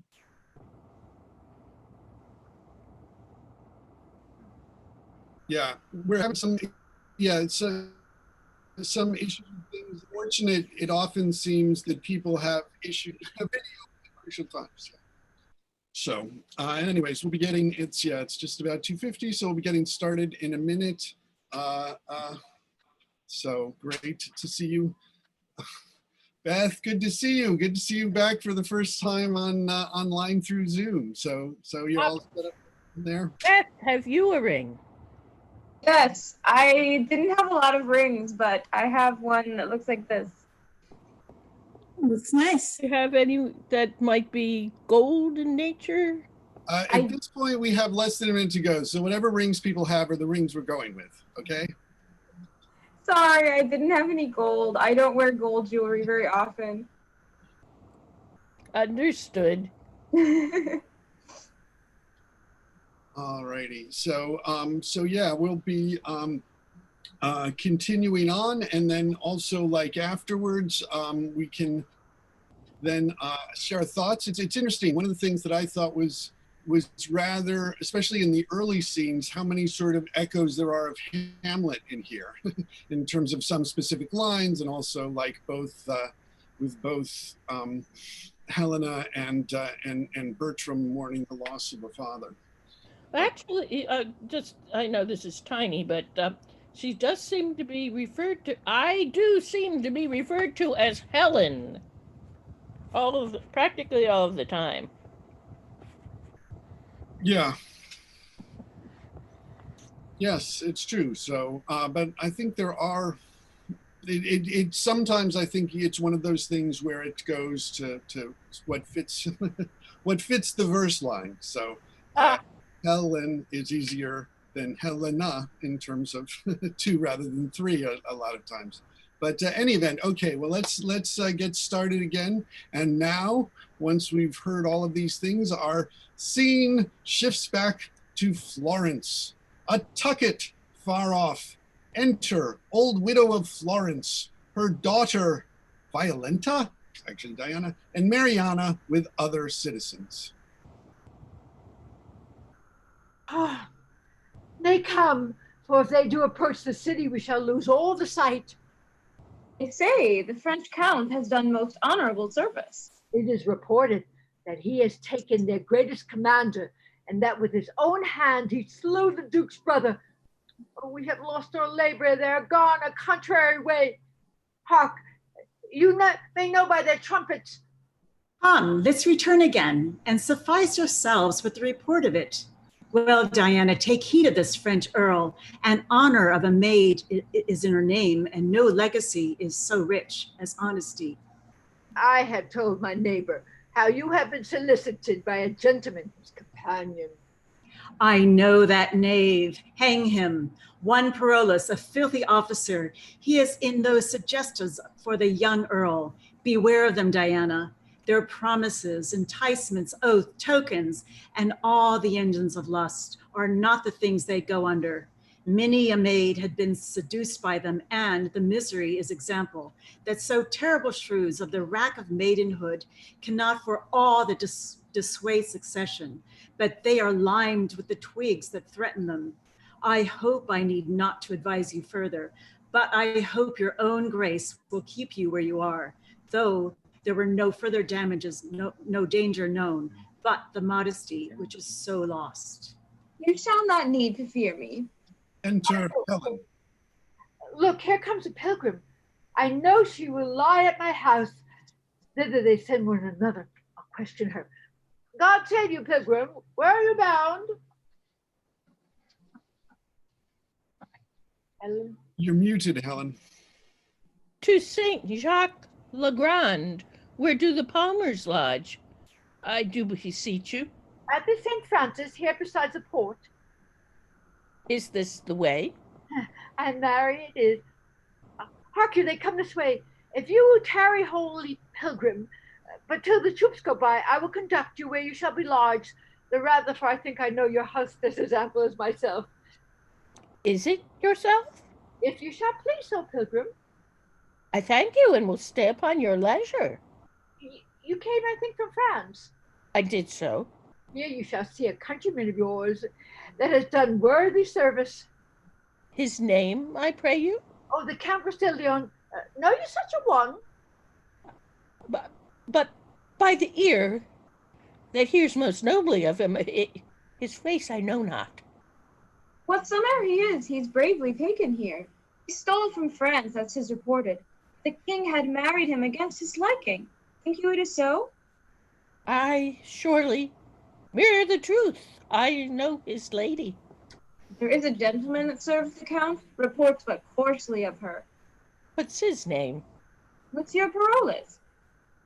Oh, I believe with him in argument of praise or to the worth of the great count himself.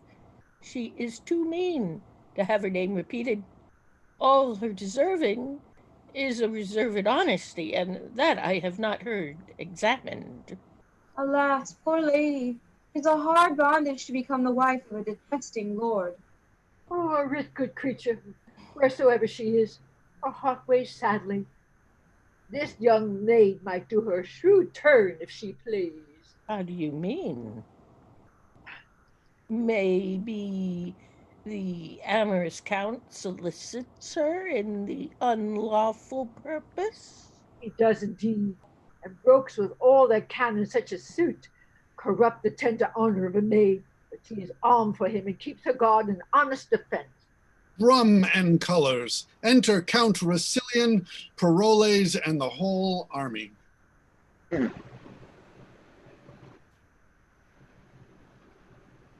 now they come. And then is Antonio, the Duke's eldest son, that Aeschylus. Which is the Frenchman. He, that with the plume, is a most gallant fellow. I would he loved his wife. If he were honester, he were much goodlier. Is it not a handsome gentleman? I like him well. His pity is he is not honest. Yon's that same knave that leads him to these places. Were I his lady, I would poison that vile rascal. Which is he? That jackanapes with scarves. Why is he melancholy? Perchance he's hurt in the battle. Lose our drum. Well. He's shrewdly vexed at something. Look, he spied us. Marry, hang you. And your courtesy for a ring carrier. Exit. The troop is past. Come, pilgrim. I will bring you where you shall host of enjoying penitents. There's 4 or 5 to great Saint Jacques bound already at my house. I humbly thank you. Please sit this matron and this gentle maid to eat with us tonight. The charge and thanking shall be for me, and to requite you further, I will bestow some precepts of this virgin worthy the note. We'll take your offer kindly. Exeunt. Enter Count Rasilian and the Frenchman as at first. Nay, my lord, put him to it. Let him have his way. If your lordship find him not a hilding, hold me no more in your respect. On my life, my lord, a bubble. You think I am so far deceived in him? Believe it, my lord, in mine own direct knowledge, without any malice, but to speak of him as my kinsman, he's a most notable coward, an infinite and endless liar, an hourly promise breaker, the owner of no one good quality, worthy your lordship's entertainment. If were fit, you knew him least reposing too fair in his virtue, which he hath not, he might at some great and trusty business in a main danger fail. I would I knew in what particular action to try him. None better than to let him fetch off this drum which you hear him so confidently undertake to do. I, with a troop of Florentines, will certainly surprise him. Such I will have, whom I am sure he knows not from the enemy. We will bind and hoodwink him so, that he shall suppose no other than that he is carried into the leisure of his adversaries, when we bring him to our own tents.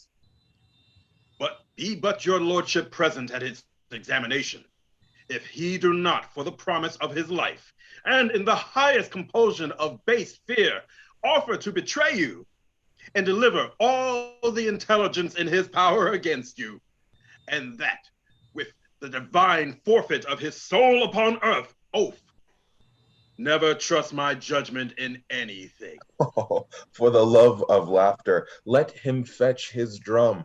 He says he has a stratagem for it.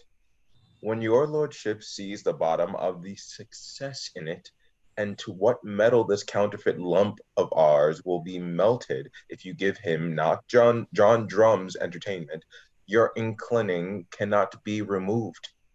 Here he comes. Enter Paroles. Oh, for the love of laughter, hinder not the honor of his design.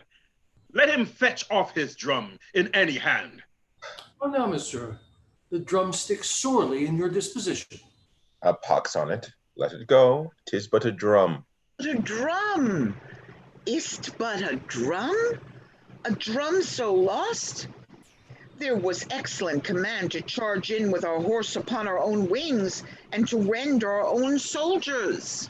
That was not to be blamed in the command of the service. It was a disaster of war that Caesar himself could not have prevented, if he had been there to command. Well, we cannot greatly condemn our success. Some dishonor we had in the loss of that drum, but it is not to be recovered. It might have been recovered. It might, but it is not now. It is to be recovered, but that the merit of service is seldom attributed to the true and exact performance, I would have the drum or another, or hic jupset.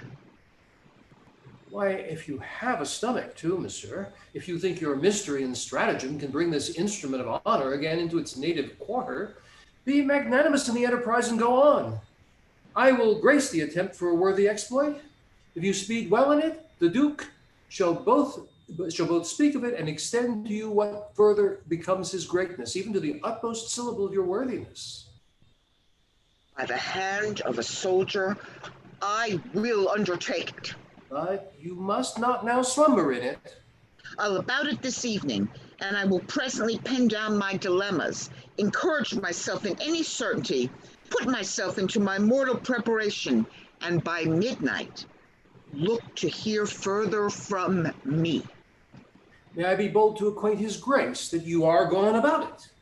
I know not what the success will be, my lord, but the attempt I vow. I know thou art valiant, and to the possibility of thy soldiership will subscribe for thee. Farewell. I love not many words. No more than a fish loves water. Is not this a strange fellow, my lord, that so confidently seems to undertake this business, which he knows is not to be done, damns himself to do so, and dares better be damned than to do't? You do know him, my lord, as we do. Certain it is that he will steel himself into a man's favor and for a week escape a great deal of discoveries. But when you find him out, you have him ever after. Why do you think he will make no deed at all of this so seriously he does address himself unto? None in the world, but return with an invention and clap upon you 2 or 3 probable lies. But we have almost embossed him. You shall see his fall tonight, for indeed he is not for your lordship's respect. We'll make you some sport for the fox ere we case him. He was first smoked by the old Lord Lafew when his disguise and he is parted. Tell me what a sprat you shall find him, which you shall see this very night. I must go look my twigs. He shall be caught. Your brother, he shall go along with me. As pleased your lordship, I'll leave you. Now will I lead you to the house and show you the lass I spoke of. But you say she's honest. That's all the fault. I spoke with her but once and found her wondrous cold, but I sent to her by the same coxcomb that we have in the wind tokens and letters, which she did resend. And this is all I've done. She is a fair creature. Will you go see her? With all my heart, my lord. Exeunt. Enter Helen and widow. If you misdoubt me that I am not she, I know not how to, I shall assure you further, but I shall lose the grounds I work upon. Though my estate be fair, I was well born, nothing acquainted with these businesses, and would not put my reputation now in any staining act. Nor would I wish you. First, give me trust. The Count, he is my husband. And what to your sworn counsel I have spoken is so from word to word. And then you cannot, by the good aid that I of you shall borrow, err in bestowing it. I should believe you, for you have showed me that which well approves your great infortune. Take this purse of gold, and let it buy your friendly help thus far, which I will overpay and pay again when I have found it. The Count, he woos your daughter, lays down his wanton siege before her beauty, resolved to carry her, let her in fine consent, as we'll direct her how 'tis best to bear it. Now his important blood will not deny that she'll demand a ring the county wears, that downward hath succeeded in his house from son to son, some 4 or 5 descents since the first father wore it. This ring he holds in most rich choice, yet in his idle fire to buy his will it would not seem too dear, howe'er repented after. Now I see the bottom of your purpose. You see it lawful then, it is no more but that your daughter, ere she seems as one, desires this ring, appoints him an encounter, in fine delivers me to fill the time, herself most chastely absent. After, to marry her, I'll add 3,000 crowns to what is past already. I have yielded.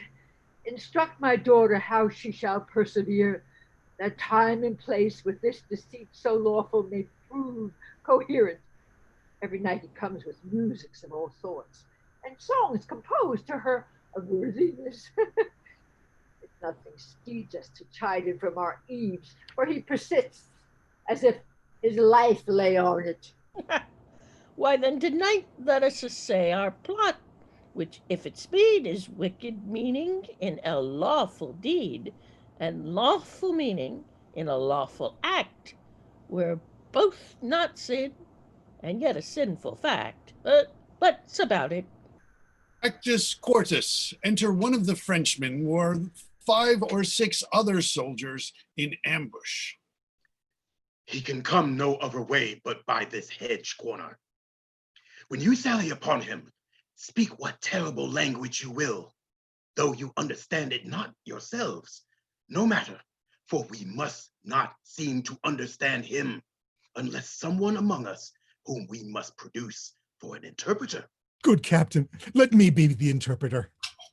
Art not acquainted with him? Knows he not the voice? No, sir, I warrant you. But what Lindsay Wolsey hast thou to speak to us again? E'en such as will speak to me. He must think us some band of strangers. It's the adversary's entertainment. Now he hath a smack of all neighboring languages. Therefore we must, every one of us, be a man of his own fancy, not to know what we speak one to another. So we seem to know is to know straight our purpose. Cost language, gabble enough, and good enough. As for you, interpreter, you must seem very politic. But Kowtow, here he comes, and to beguile 2 hours in a sleep, and then to return and swear the lies he forges. Enter Paroles. 10 o'clock. Within these 3 hours, 'twill be time enough to go home. Oh, what shall I say I have done? It must be a very plausible invention that carries it. They begin to smoke me, and disgraces have of late knocked too often at my door. I find my tongue is too foolhardy, and my heart hath the fear of Mars before it, and of his creatures, not daring the reports of my tongue. This is the first truth that e'er thine own tongue was guilty of. What the devil should move me to undertake the recovery of this drum, being not ignorant of the impossibility and knowing I had no such purpose? I must give myself some hurts and say I got them in exploit. Yet slight ones will not carry it. They will say, came you off with so little? And great ones I dare not give, wherefore what's the instance? Oh, tongue, I must put you into a butter woman's mouth and buy myself another of Beelzeth's mail if you prattle me into these perils. Is it possible he should know what he is and be that he is? I would be cutting of my garments would serve the turn, or the breaking of my Spanish sword, We cannot afford you so. or the baring of my beard and say it was in stratagem, 'Twould not do. or to drown my clothes and say I was stripped, Hardly serve. though I swore I leapt from the window of the citadel. How deep? 30 fathom. 3 great oaths would scarce make that be believed. I would I had my drum of the enemies. I would swear I recovered it. You shall hear one anon. A drum now of the enemies. Alarum, within. Throca, movusus, cargo, cargo, cargo. Cargo! Vilianda por cargo! Ransom! Ransom! Do not hide mine eyes! Boscos, Romuldo, Boscos! I know you are the Mucus regimen, but I shall lose my life for want of language. If there be here any German or Dane, or Dutch, Italian, or French, let him speak to me. Be discovered that which shall undo the Florentine. Boscos Bavado! I understand thee and can speak thy tongue. Kirillibonto, sir, betake thee to thy faith, for 17 poniards are at thy bosom. Oh! Oh, pray, pray, pray. Manta vavanda dulce. Oh! Oscirbidelochos volevococo. The general is content to spare thee yet, and hoodwinked as thou art, will lead thee on to gather from thee. Haply thou mayst inform something to save thy life. Let me live, and all the secrets of our camp I'll show. Their force, their purposes. I'll speak that which you will wonder at. But wilt thou faithfully? If I do not, damn me. Accord the linta. Come on, thou art granted space. Exit. The short alarum within. Go tell the Count Rosilian and my brother, we have caught the woodcock, and will keep him till we do hear from them. Captain, I will. A will betray us all unto ourselves. Inform on that. So I will, sir. Till then, I'll keep him dark and safely locked. Exit. Enter Bertram and the maid called Diana. They told me that your name was Fontibel. No, my good lord, Diana. Titled goddess, and worth it with addition. But fair soul, in your fine frame, hath love no quality? If the quicker fire of youth light not your mind, you are no maiden, but a monument. When you are dead, you should be such a one as you are now, for you are cold and stern, and now you should be as your mother was when your sweet self was got. She then was honest. So should you be. No, my mother did but duty, such, my lord, as you owe to your wife. No, no more of that. I prithee, do not strive against my vows. I was compelled to her, but I love thee by love's own sweet constraint, and will forever do thee all rights of service. I so you serve us till we serve you. But when you have our roses, you barely leave our thorns to prick ourselves and mock us with our bareness. How have I sworn? 'Tis not the many oaths that makes the truth, but the plain single vow that is vowed true. What is not holy that we swear not by, but take the highest to witness? Then pray you tell me, if I should swear by Jove's great attributes I love you dearly, would you believe my oaths when I did love you ill? This has no holding to swear by him whom I protest to love that I will work against him. Therefore your oaths are words and poor conditions, but unsealed at least in my opinion. Change it, be not so wholly cruel. Love is holy, and my integrity ne'er knew well the crafts that you do charge men with. Stand no more off, but give thyself unto my sick desires, who then recovers. Say thou art mine, and ever my love as it begins shall so persever.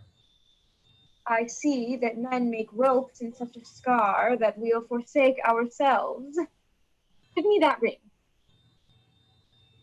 I'll lend it thee, my dear, but have no power to give from me. Will you not, my lord? It is an honor longing to our house, bequeathed down from many ancestors, which would be the greatest obloquy in the world in me to lose. Mine honor is such a ring. My chastity's the jewel of our house, bequeathed down from many ancestors, which were the greatest obloquy in the world in me to lose. Thus your own proper wisdom brings in the champion honor on my part against your vain assault. Here, take my ring, my house, mine honor, yea, my life be thine, and I'll be bid by thee. When midnight comes, knock at my chamber window. I'll order take, my mother shall not hear. Now will I charge you in the band of truth. When you have conquered my yet maiden bed, remain there but an hour, nor speak to me. My reasons are most strong, and you shall know them when back again this ring shall be delivered. And on your finger in the night I'll put another ring, that what in time proceeds may token to the future our past deeds. Adieu till then fail not. You have won a wife of me, though there my hope be done. Heaven on earth I have won by wooing thee. For which live long to thank both heaven and me you may so in the end. My mother told me just how he would woo, as if she sate in's heart. She says all men have the like oaths. He had sworn to marry me when his wife's dead. Therefore I'll lie with him when I am buried. Since Frenchmen are so braid, marry that will, I live and die a maid.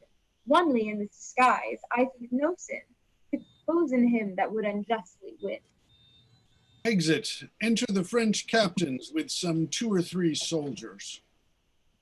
You have not given him his mother's letter. I have delivered it in an hour since.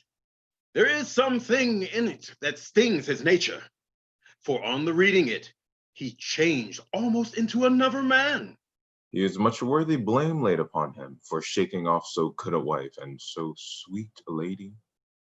Especially he hath incurred the everlasting displeasure of the king, who had even tuned his bounty to sing happiness to him. I will tell you a thing, but you shall let it dwell darkly with you. When you have spoken, it is dead, and I am the grave of it. He hath perverted a young gentlewoman here in Florence of a most chaste renown, and this night he fleshes his will in the spoil of her honor. He hath given her his monumental ring, and thinks himself made in the unchaste composition. Now God delay our rebellion as we are ourselves. What things we are. Merely our own traitors. And as in the common course of all treasons, we see them revealed themselves till they attain to their abhorred ends. So he that in this action contrives against his own nobility in his proper stream o'erflows himself. Is it not meant damnable in us to be trumpeters of our own lawful intents? We shall not then have his company tonight. Not till after midnight, for he is dieted to his hour. That approaches apace.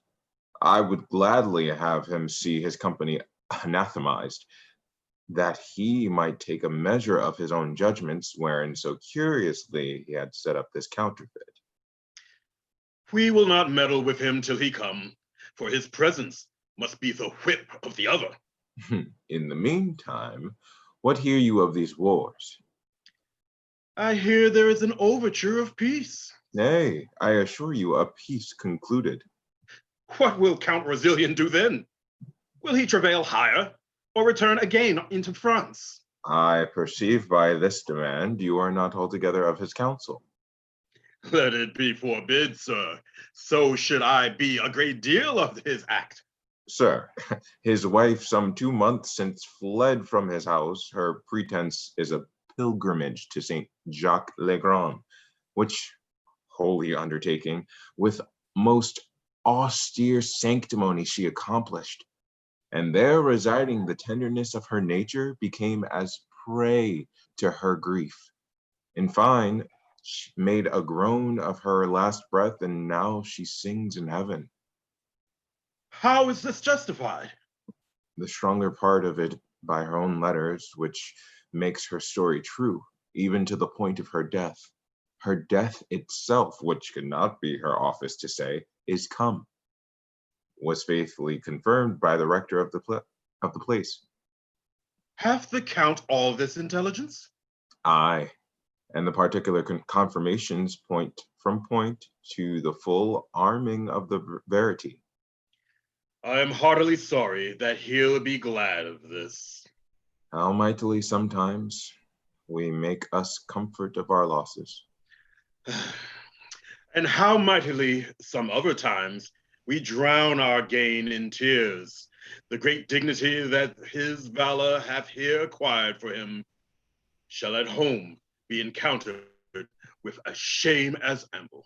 Ah, the web of our life is of a mingled yarn. Good and ill together, our virtues would be proud if our faults whipped them not, and our crimes would be despair if we were not cherished by our virtues. Enter a messenger. How now? Where's your master? He met the Duke in the street, sir, of whom he hath taken a solemn leave. His lordship will next morning for France. The Duke hath offered him letters of commendations to the king. They shall be no more than needful there, if they were more than they can commend. Enter Count Rousillon.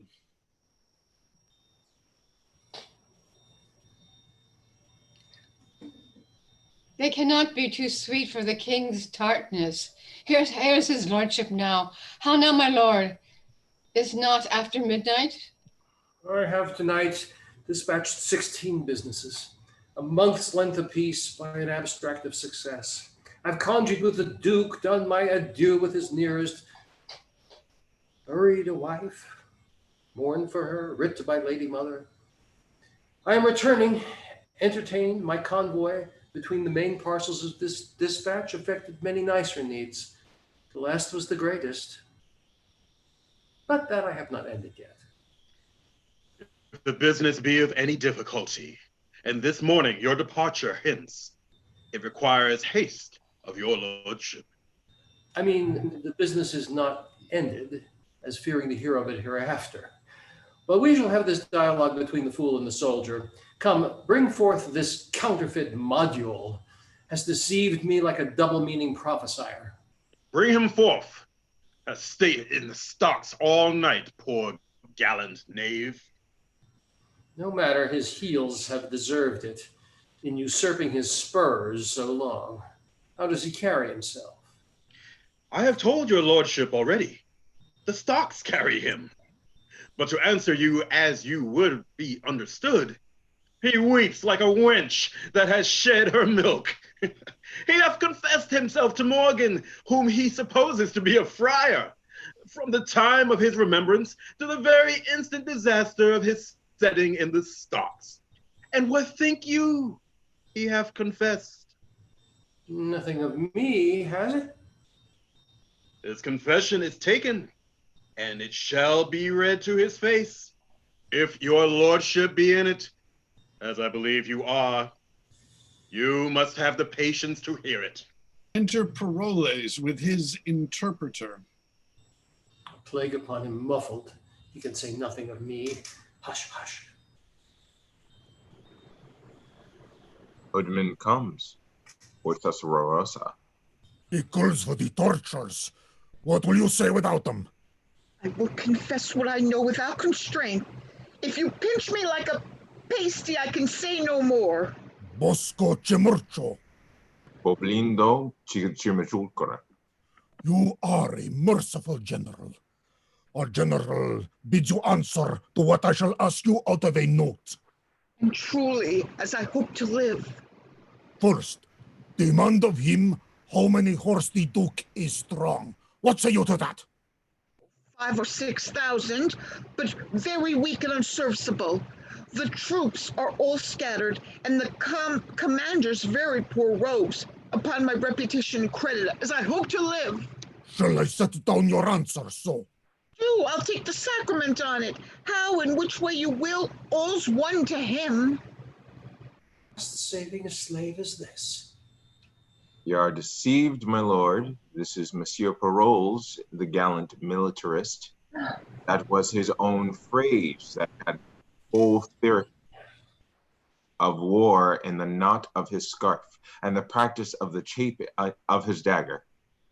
I will never trust a man again for keeping his sword clean, nor believe he can have everything in him by wearing his apparel neatly. Well, that's set down. Okay, 5,000 or 6,000 horse, I said. I will say true, or thereabouts set down, for I'll speak truth. He's very near the truth in this. I con him no thanks for in the nature he delivers it. Oh, poor rogues, I pray you say. Well, that's set down. I humbly thank you, sir. Truth's the truth. The rogues are marvelous poor. Demand of him of what strength they are afoot. What say you to that? Oh, by my troth, sir, if I'm to live this present hour, I will tell thee true. Let me see. Spurio, 150. Sebastian, so many. Corambus, so many. Jaques, so many. Guillotian, Cosmo, Lodovic, and Gratif, 250 each. Mine own company, Chittifer, Beaumont, Bentif, 250 each. So that the muster file, rotten and sound, upon my life amounts not more to 15,000 pole, half of the which dare not shake the snow from off their cassocks, lest they shake themselves to pieces. What shall be done to him? Nothing, but let him have thanks. Demand of him my condition and what credit I have with the Duke. Well, that's set down. You shall demand of him whether one Captain Dumaine be at the camp, a Frenchman, what his reputation is with the Duke, what his valor, honesty, and expertness in wars, or whether he thinks it were not possible with well-weighing sums of gold to compel him to a revolt. What say you to this? What do you know of it? Oh, I beseech you, let me answer to the particular of the interrogatories. Demand them singly. Do you know this Captain Dumaine? I know him. I was a botcher's prentice in Paris from when he was whipped for getting the sheaves full with child, a dumb innocent that could not say him nay. Nay, by your leave, hold his hands, though I know his brains are forfeit to the next tile that falls. Well, is this captain in the Duke of Florence's camp?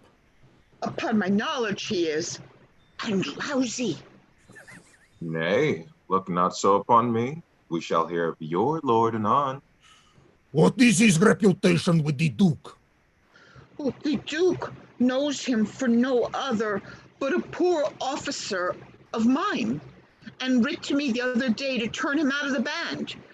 I think I have his letter in my pocket. Mary will search. In good sadness, I do not know. Either it is there or it is upon a file with the Duke's other letters in my tent. Here's a paper. Shall I read it to you?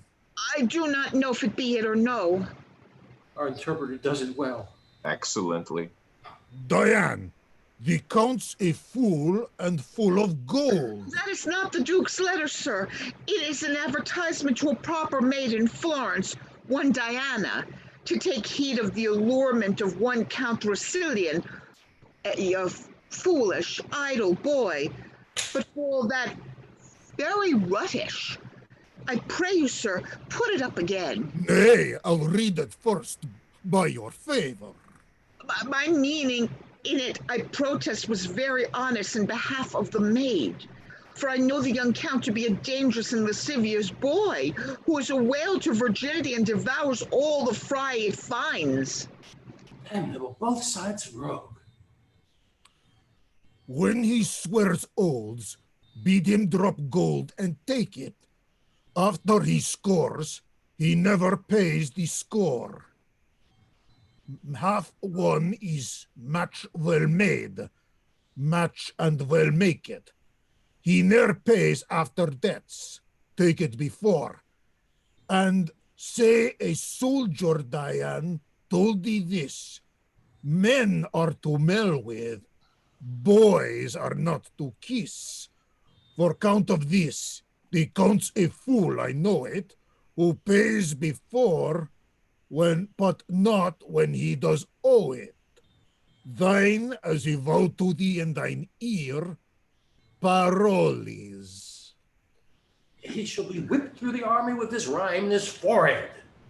This is your devoted friend, sir, the manifold linguist and the army potent soldier. I couldn't endure anything before but a cat, and now he's a cat to me.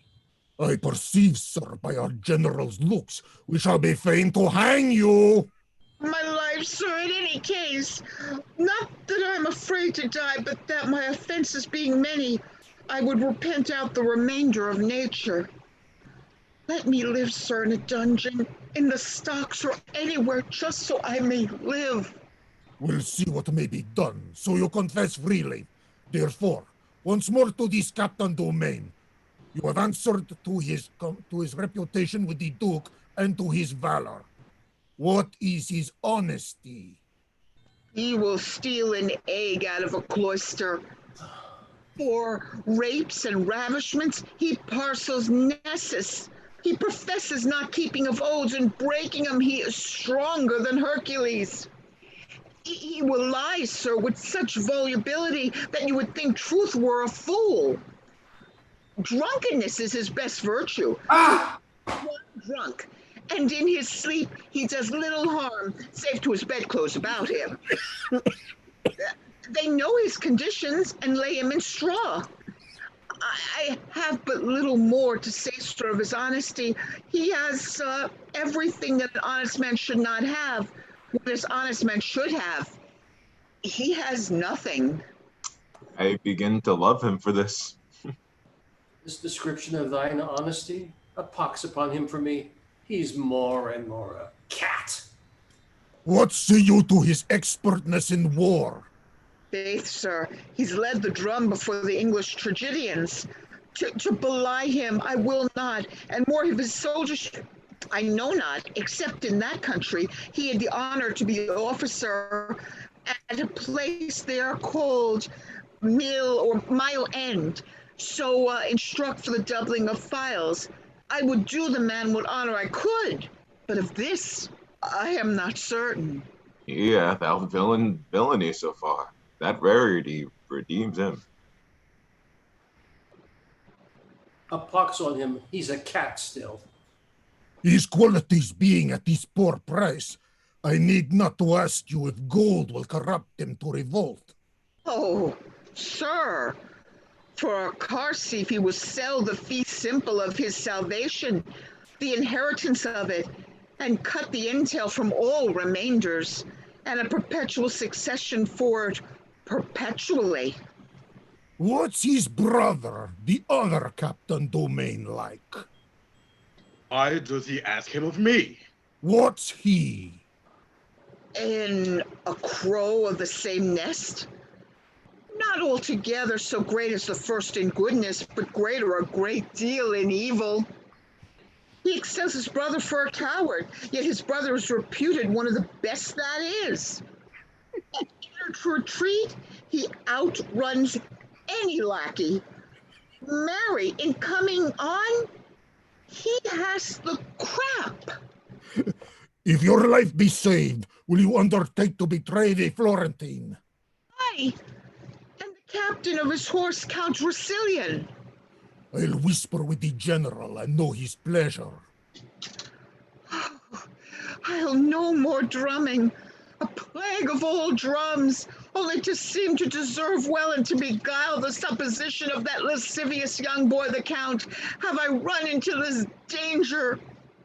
Yet, who would have suspected an ambush where I was taken? There is no remedy, sir, but you must die. The general says, you that have so traitorously discovered the secrets of your army and made such pestiferous reports of men very nobly held, can serve the world for no honest use. Therefore, you must die. Come, headsman, off with his head. Oh, Lord, sir, let me live, or let me see my death. That shall you, and take your leave of all your friends. So, look about you. Know you any here? Good morrow, noble captain. God bless you, Captain Parolles. God bless you. God save you, noble captain. Captain, what greeting will you to my lord Lafeu? I am for France. Oh, good captain, will you give me a copy of the sonnet you writ to Diana in behalf of the Count Rosilian? And I were not a very coward, I'd compel it of you. But fare you well. You are undone, Captain. Oh. All but your scarf. That has a knot on it yet. Who cannot be crushed by a plot? If you could find out a country where but women were that had received so much shame, you might begin an impudent nation. Fare you well, sir. I am for France too. We shall speak of you there. Exit. Yet, I am thankful. If my heart were great, 'twould burst at this. Captain, I'll be no more, but I will eat and drink and sleep as soft as captain shall. Simply the thing I am shall make me live. Who knows himself a braggart, let him fear this, for it will come to pass that every braggart shall be found an ass. Rust sword, cool blushes, and Parolles. Live, safest in shame, being fooled by foolery thrive. There's place and means for every man alive. Be after them. Exit. Enter Helen, widow, and Diana.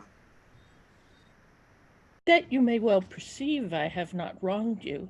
One of the greatest in the Christian world shall be my surety, for whose throne 'tis needful, ere I can perfect mine intents, to kneel.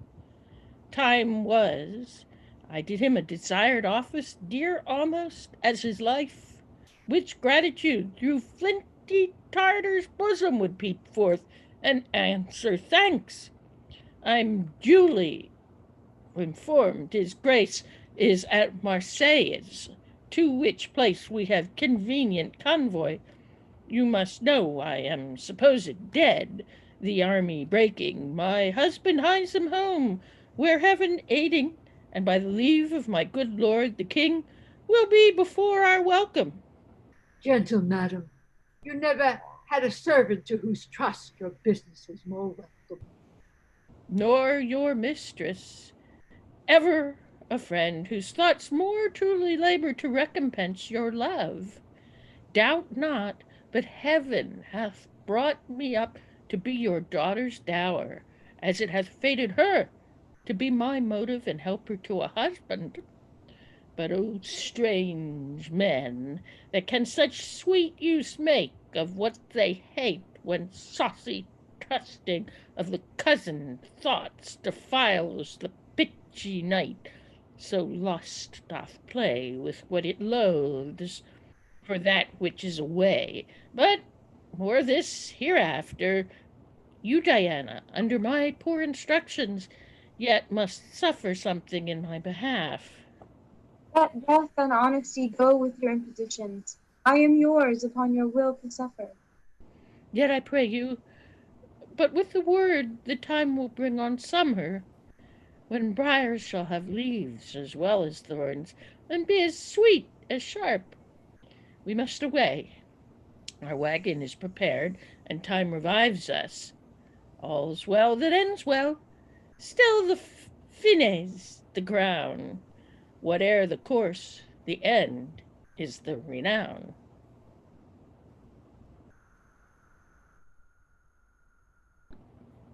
Exeunt. Enter clown, old lady, and Lafew.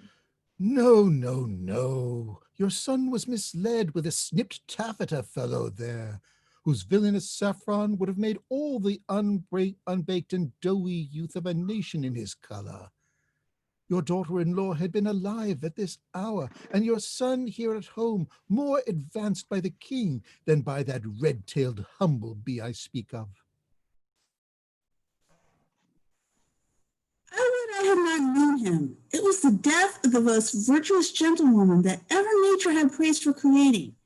If she had partaken of my flesh and cost me the dearest clothes of a mother, I could not have owed her a more root of love. 'Twas a good lady. 'Twas a good lady. We may pick 1,000 salads ere we light on such another herb. Indeed, sir, she was the sweetest marjoram of the salad, or rather the herb of grace. They're not herbs, you knave, they are nose herbs. I am no great Nebuchadnezzar, sir. I have not much skill in grace. Whether dost thou profess thyself, a knave or a fool? A fool, sir, at a woman's service. Your distinction? I would counsel the man of his wife and do his service.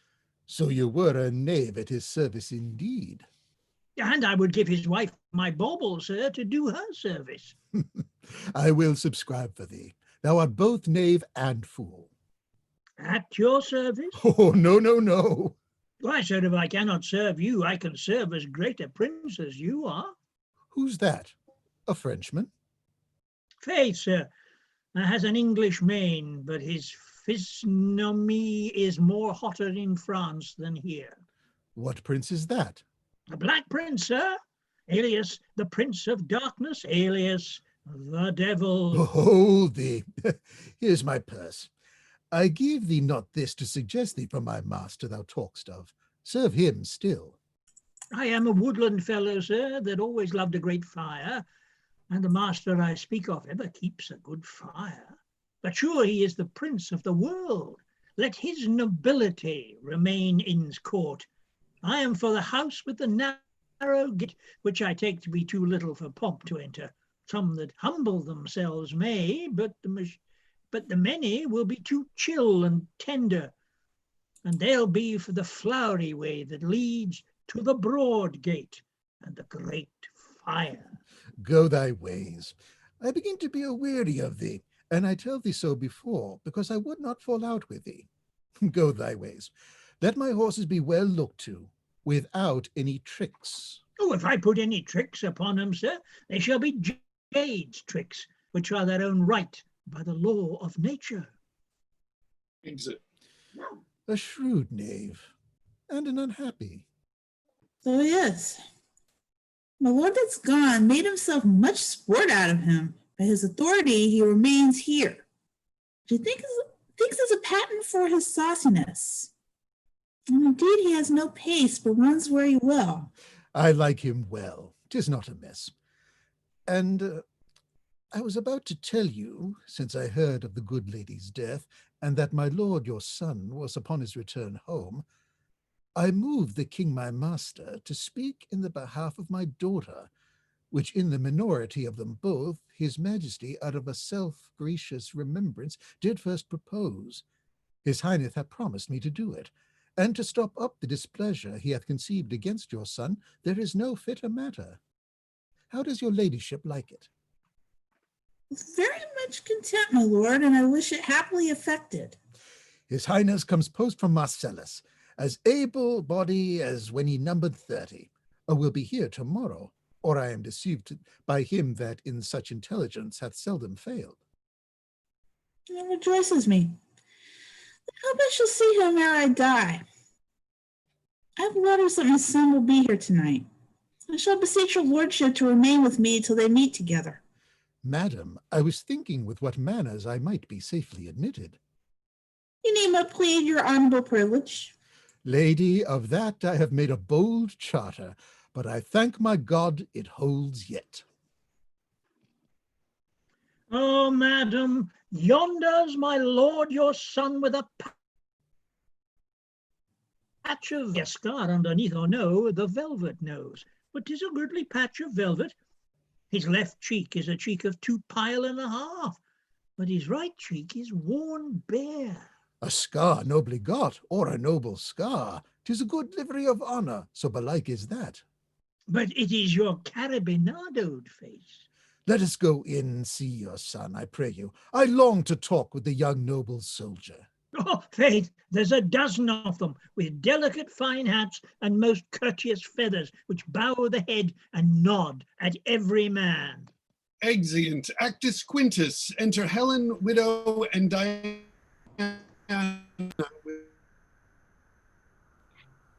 But this succeeding posting day and night must wear your spirits low.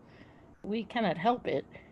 But since you've made the day and nights as one, to wear your gentle limbs in my affairs, be bold you do so, grow in my requital, as nothing can unroot you. In happy time, Enter a gentle stringer. in happy time, this man may help me to his majesty's ear, if he would spend his power. God save you, sir. And you? Sir, I have seen you in the court of France. I have been sometimes there. I do presume, sir, that you are not fallen from the report that goes upon your goodness, and therefore, goaded with most sharp occasions which lay nice manners by, I put you to the use of your own virtues, for the which I shall continue thankful. What's your will? That it will please you to give this poor petition to the king, and aid me with that store of power you have to come into his presence. The king's not here. Not here, sir? Not indeed. He hence removed last night, and with more haste than is his use. Lord, how we lose our pains. All's well that ends well yet. Though time seems so adverse and means unfit, I do beseech you, whither is he gone? Marry, as I take it, to Rossilion, whither I am going. I do beseech you, sir, since you are like to see the king before me, commend the paper to his gracious hand, which I presume shall render you no blame, but rather make you thank your pains for it. I will come after you with what good speed our means will make us means. This I'll do for you. And you shall find yourself to be well thanked. Whate'er falls more, we must to horse again. Go. Provide. Exeunt. Enter Clown and Parolles. Good Monsieur Lavache give my lord Lefeu this letter. I have now, sir, been better known to you, but I have held familiarity with fresher clothes. But I am now, sir, muddled in fortune's mood and smell so much strong of her strong displeasure. Truly, fortune's displeasure is but sluttish, if it smells so strongly as thou speak'st of. I will henceforth eat no fish of fortune's buttering. Prithee allow the wind. Nay, you need not to stop your nose, sir. I spake but by a metaphor. Indeed, sir, if your metaphors stink, I will stop my nose, or against any man's metaphor. Prithee, get thee further. Pray you to deliver me this paper. Oh, prithee stand away. A paper from fortune's close stool to give to a nobleman? Look, Here he comes himself. Enter Lefew. Here is a pure of fortune, sir, or a fortune's cat, but not a muscat. That's a fallen into the unclean fish pond of her displeasure, and as he says, is muddied withal. Pray you, sir, use the carp as you may, for he looks like a poor decayed, ingenious, foolish, rascally knave. I do pity his distress in my smiles of comfort, and leave him to your lordship.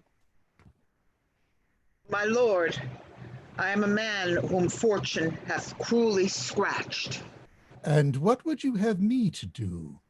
'Tis too late to pare her nails now. Wherein have you played the knave with fortune that she should scratch you, who of herself is a good lady, and would not have knaves thrive long under? Here's a cardicule for you. Let the justices make you and fortune friends. I am for other business. I beseech your honor to hear me one single word. Ah, you beg a single penny more. Come, you shall have it. You save your word. My name, my good lord, is Paroles.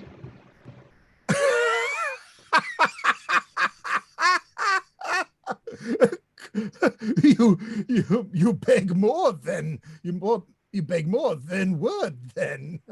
Cox my passion. Give me a hand. How does your drum? My good lord, you were the first that found me. Was I, in sooth? And I was the first that lost thee.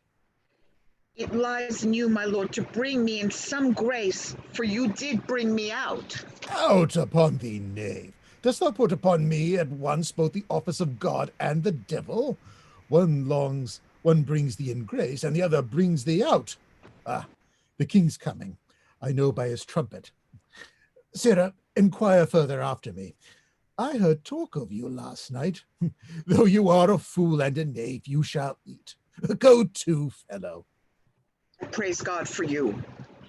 Exeunt. Flourish. Enter king, old lady, you, the two French lords with attendants. We lost a jewel of her, and our esteem was made much poorer by it, but your son, as mad in folly, lacked the sense to know her estimation home. 'Tis past my leash, and I beseech your majesty to make a natural rebellion. Done in the blading youth, when oil and fire, too strong for reason's force, or bears it and burns on. My honored lady, I have forgiven and forgotten all. Though my revenges were high bent upon him, and watched the time to shoot. This I must say, but first I beg my pardon. The young lord did to his majesty, his mother, and his lady offence of mighty note, but to himself the greatest wrong of all.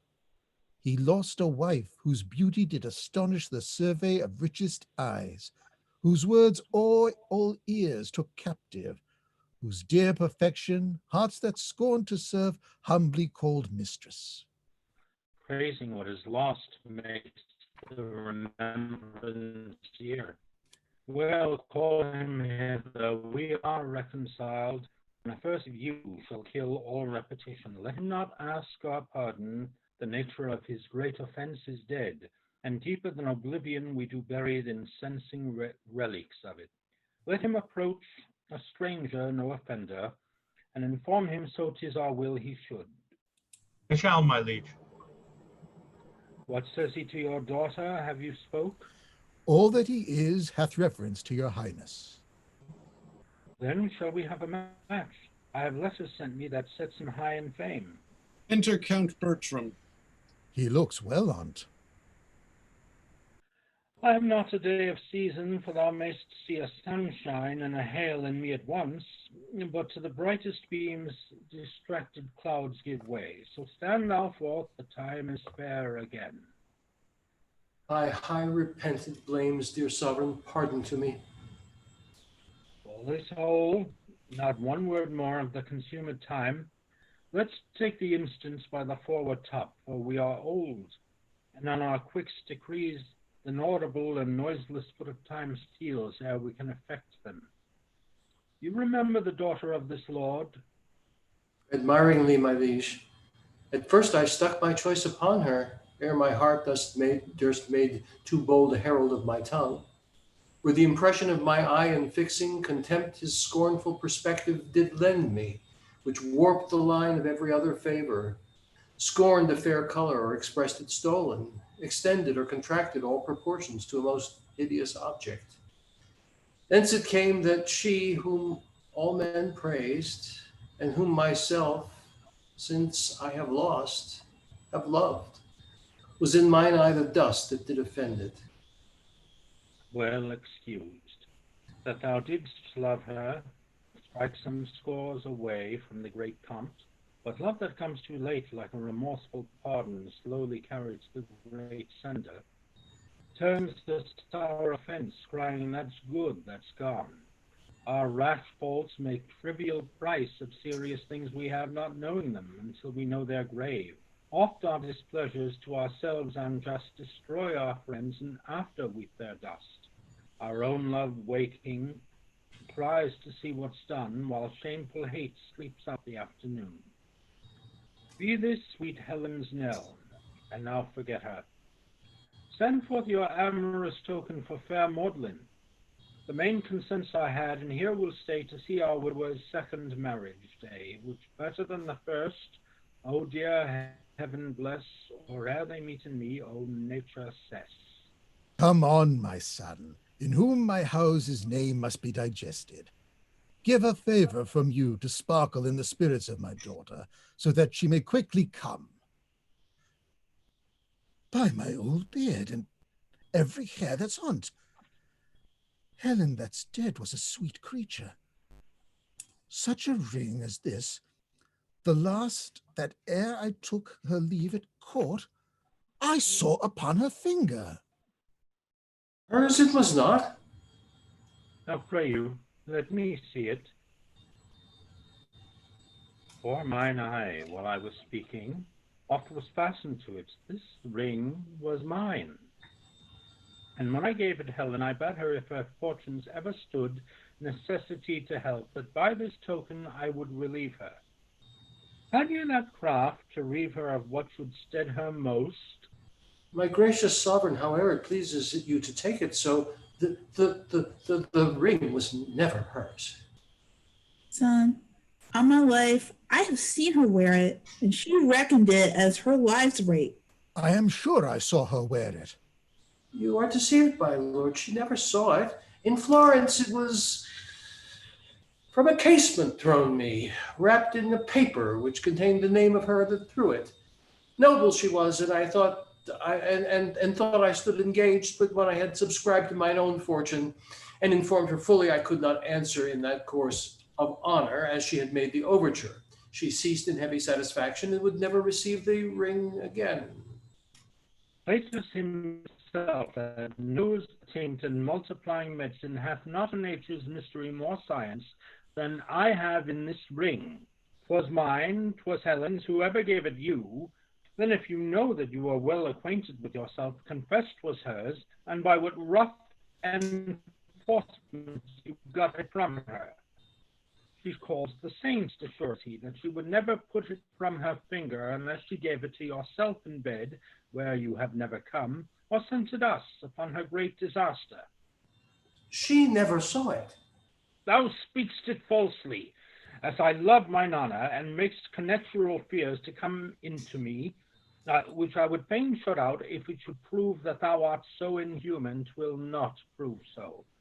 And yet I know not, thou didst take her deadly, and she is dead, which nothing but to close her eyes myself could win me to believe, more than to see this ring. Take him away.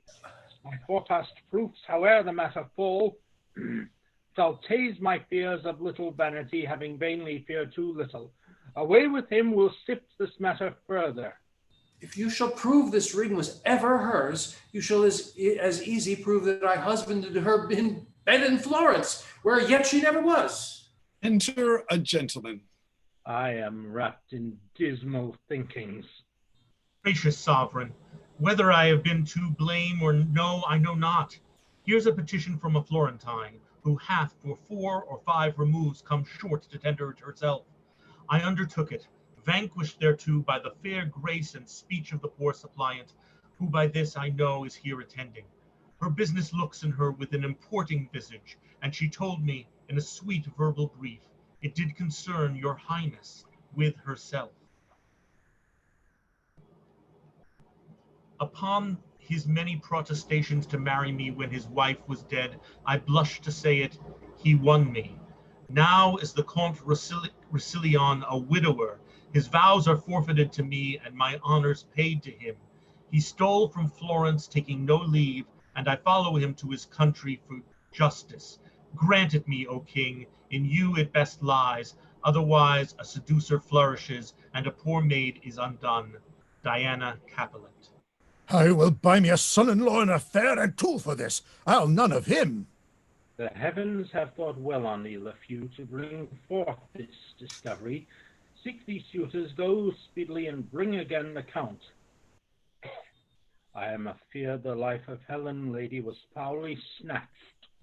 Now, justice on the doers. I wonder, sir, since wives are monsters to you, and that you fly them as you swear them lordship, yet you desire to marry, what woman's that? Enter widow Diana and Paroles. I am, my lord, a wretched Florentine, derived from the ancient Capulet. My sweet, as I do understand you know, and therefore know how far I may be pitied. I am her mother, sir, whose age and honor both suffer under this complaint we bring, and both shall cease without your remedy. Come hither, Count. Do you know these women? My lord, I neither can nor will deny, but that I know them. Do they charge me further? Why do you look so strange upon your wife? She's none of mine, my lord. If you shall marry, you give away this hand, and that is mine. You give away heaven's vows, and those are mine. You give away myself, which is known mine. For I by vow am so embodied yours, that she which marries you must marry me, either both or none. Your reputation comes too short for my daughter. You are no husband for her. My lord, this is a fond and desperate creature, whom sometime I had laughed with. Let your highness lay a more noble thought upon mine honor, than to think that I would sink it here. I thought you have them ill to friend, till your deeds gain them fairer. Prove your honor, then my thought it lies. Good my lord, ask him upon his oath if he do think he had not my virginity. What sayest thou to her? She's impudent, my lord, and was a common gamester to the camp. He does me wrong, my lord. If I were so, he might have bought me at a common price. Do not believe him. Oh, behold, this ring, whose high respect and rich validity did lack a parallel. Yet for all that, he gave it to a commoner at the camp, if I be one. Blushes, and 'tis hit. Of 6 preceding ancestors, the gem conferred by testament to the sequent issue hath been owed and worn. This is his wife. That rings 1,000 proofs. Methought you said you saw one here in court, could witness it. I did, my lord, but loath am to produce so bad an instrument. His name's Paroles. I saw the man today, if man he be. Find him and bring him hither. What of him? He's quoted for a most perfidious slave, with all the spots of the world, taxed and debauched, whose nature sickens, but to speak a truth, am I, or that, or this, or for what he'll utter, that will speak anything. He hath that ring of yours. I think she has. I'm certain it is. I liked her and boarded her in the wanton way of youth. She knew her distance and did angle for me, madding my eagerness with her restraint, as all impediments and fancies course are motives of more fancy. And in fine, her in-sweet coming with her moderate grace subdued me to her rate. She got the ring, and I had that which any inferior might at market price have bought. I must be patient. You that have turned off a first so noble wife may justly diet me. I pray you yet, Since you lack virtue, I will lose a husband. Send for your ring. Go return it home and give me mine again. I have it not. What ring was yours, I pray you? Sir, much like the same upon your finger. Know you this ring? This ring was his of late. And this was it I gave him, being a bed. The story then goes false. You threw at him out of a casement. I have spoke the truth. And your paroles. My lord, I do confess the ring was hers. You boggle shrewdly. Every feather starts you. Is this the man you speak of? Aye, my lord. Tell me, sirrah, but tell me true, I charge you, not fearing the displeasure of your master, which on your just proceeding I'll keep off, by him and by this woman here. What know you? So please your majesty, my master hath been an honorable gentleman. Tricks he hath had in him, which gentlemen have. Come to the purpose. Did he love this woman? Faith, sir, he did love her, but how? How, I pray you? He did love her, sir, as a gent loves a woman. How is that? He loved her, sir, and loved her not. As thou art a knave, and no knave, what an equivocal companion is this? I am a poor man, and at your majesty's command. He's a good drum, my lord, but a naughty orator. You know he promised me marriage. Faith, I know more than I'll speak. But wilt thou not speak all thou knowest? Yes, so please your majesty, I did go between them, as I said, but more that he loved her, for indeed he was mad for her, and talked of Satan and of limbo and of furies and I know not what. Yet I was in that credit with them at that time that I knew of their going to bed and of other motions as promising her marriage and things which would derive me ill will to speak of. Therefore, I will not speak what I know. Thou hast spoken all already, unless thou canst say they are married. But thou art too fine in thy evidence, therefore stand aside.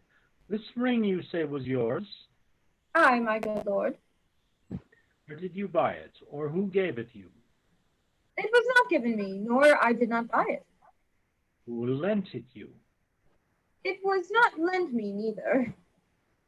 Where did you find it then? I found it not. If it were yours by none of all these ways, how could you give it him? I never gave it him.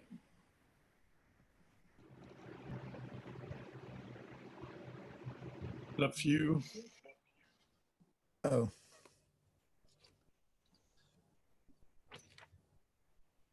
This woman's an easy glove.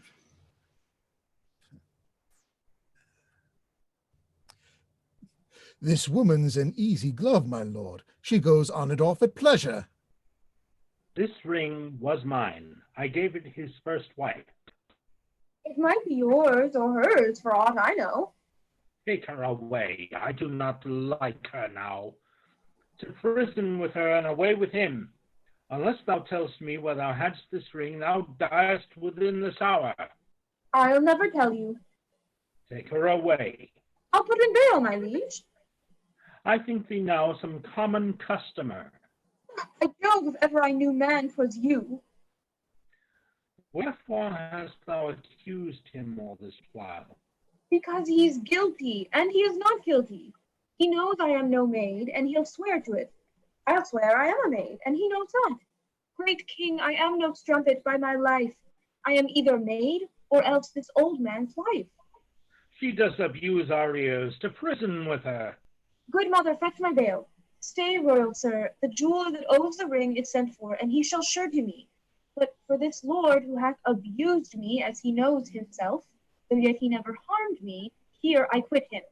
He knows himself my bed he hath defiled, and at that time he got his wife with child. Dead though she be, she feels her young one kick. So there's my riddle, one that's dead is quick, and now behold the meaning. Enter Helen and widow. Is there no exorcist beguiles the truer office of mine eyes? Is it real that I see? No, my good lord, 'tis but the shadow of a wife, you see, the name, and not the thing. Both. Oh, pardon. Oh, my good lord, when I was like dismayed, I found you wondrous kind. There is your ring. And look you, here's your letter. This it says, when from my finger you can get this ring, and is by me with child, this is done. Will you be mine now? You are doubly won. If she, my liege, can make me know this clearly, I'll love her dearly, ever, ever dearly. If it appear not plain and prove untrue, deadly divorce step between me and you. Oh, my dear mother, do I see you living? Mine eyes smell onions. I shall weep anon. Good Tom Drum, lend me a handkerchief. So, I thank thee. Wait on me home. I'll make sport with thee. Let thy curtsies alone, they're scurvy ones. Let us from point to point the story know, to make the even truth and pleasure flow. If thou beest yet a fresh uncropped flower, choose thou thy husband, and I'll pay thy dower. For I can guess that by thy honest aid thou keptst a wife herself, thyself a maid. Of that and all the progress more and less, resolvedly more leisure shall express. All yet seems well, and if it end so meet, the bitter past, more welcome is the sweet. Flourish. Epilogue. The king's a beggar, now the play is done. All is well ended if this suit be won. That you express content, which we will pay with strife to please you, day exceeding day. Ours be your patience then, and yours our parts. Your gentle hands lend us, and take our hearts. Exeunt omnes. Well done, everyone. Well done. Thank you. Thank you all so much. Thank you, Jennifer, for playmastering this reading and doing a terrific job as the Countess, and Eleanor and Teller and Julie and everybody. So great. It's really great to see some of you who've done instant Shakespeare in the past, but this is the first time with the Zoom reading. So Anton and Beth, and great to see a lot of our regulars. So thank you all so much. And I just yeah, really terrific job. And I also want to just invite the cast, if they have any things they wish to sort of say about their parts or thoughts on the play. And if any of our attendees have any comments, if they want to just raise their hand, I can promote you to panelist, and then you can let us know your questions or comments. So, Why not promote all of them?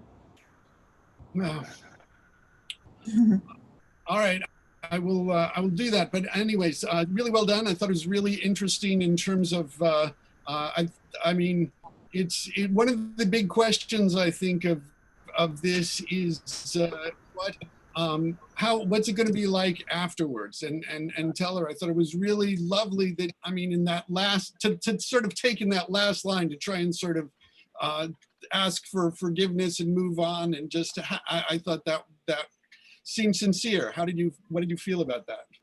I think he's in a really complex situation where the shallowness of his character keeps getting thrown in his face, and he doesn't know what to do really, except it's almost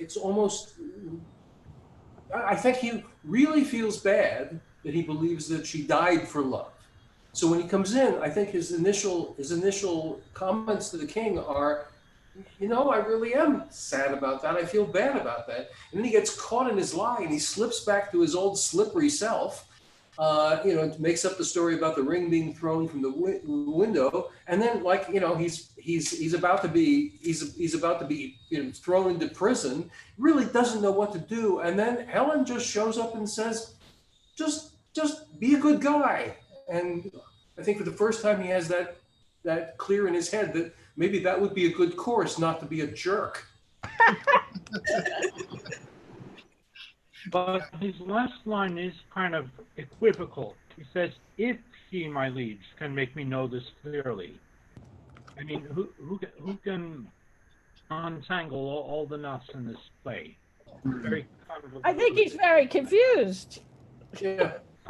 Yeah. Yeah, well, and I think that's also one of the great things about reading these texts and reading them again is that the lines offer the possibility for different choices as to how he can respond to that, and so yeah, it's really interesting, and it's sort of in a similar sort of way, in a little way, in that last scene. What happens to Bertram is kind of like what happened to Paroles in terms of like being totally sort of like brought down and having to face who they are and what they've done, and then try and move on from there.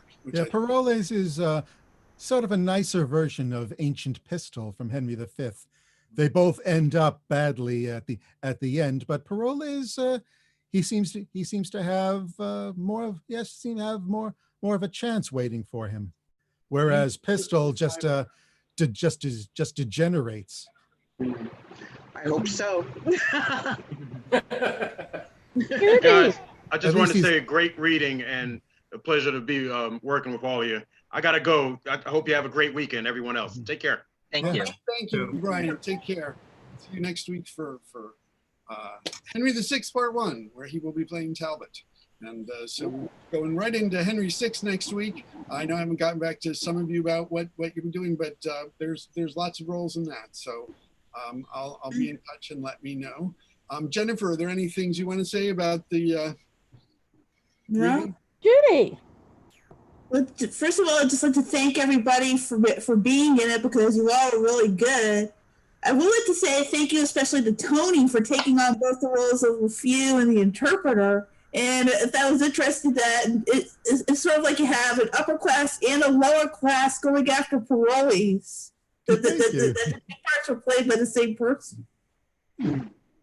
So he can use two different accents to do that. Yeah. Yes. He has the chops. Yeah. And the hat. I'd also like to thank Teller for joining us. Yes. He played Bertram. And we have some people who I hadn't previously performed with, like Beth and Simone and Darren. Thank you very much for joining us. And Kitty and Derek took on some last minute roles at the last minute. So again, I'm very grateful for you guys for stepping in. Just out of curiosity, Beth, how did you feel about playing such a, quote, conniving virgin, unquote? I think there's so many interesting aspects to all of Shakespeare's. Bye. Oh, bye. Bye. But yeah, they're just I always love Shakespeare's women because I feel like a lot of them have so many interesting aspects and they're so complex. I don't know. I think than the she's men. fun. Yeah, exactly. So I think that she's fun. I like that she, kind of tricks him and manipulates the situation. Are you kidding? She hooked him and played him like a master fisherwoman. But only when she was asked to, she was trying to get rid of him until Helen asked her assistance. That was the best way to get rid of him. Yeah. Yep. Yeah, no, and I love her lines about, oh wow, this is the first sort of like that my mother told me what he would say, because that's the way all men always sort of woo, so that the playbook. Yeah, I love that. I love that little monologue she has. It's funny. Yeah. So any other things? Julie, in terms of paroles, one of the things I think that can be interesting in the way this play can be done is that where people really make that how cruel it is what they do to paroles. And I mean, this is one of the things like Malvolio and Shylock, even where characters go through a lot. But I mean, in a certain sense, I think that there may be deserved fates. And in some ways, when I've played them, I've sort of felt like afterwards, it's like, okay, I want to do anything to stay alive. And then it's like, I'm totally humiliated, but I'm alive, you know, and that's sort of a powerful thing. But what did you think, Julie?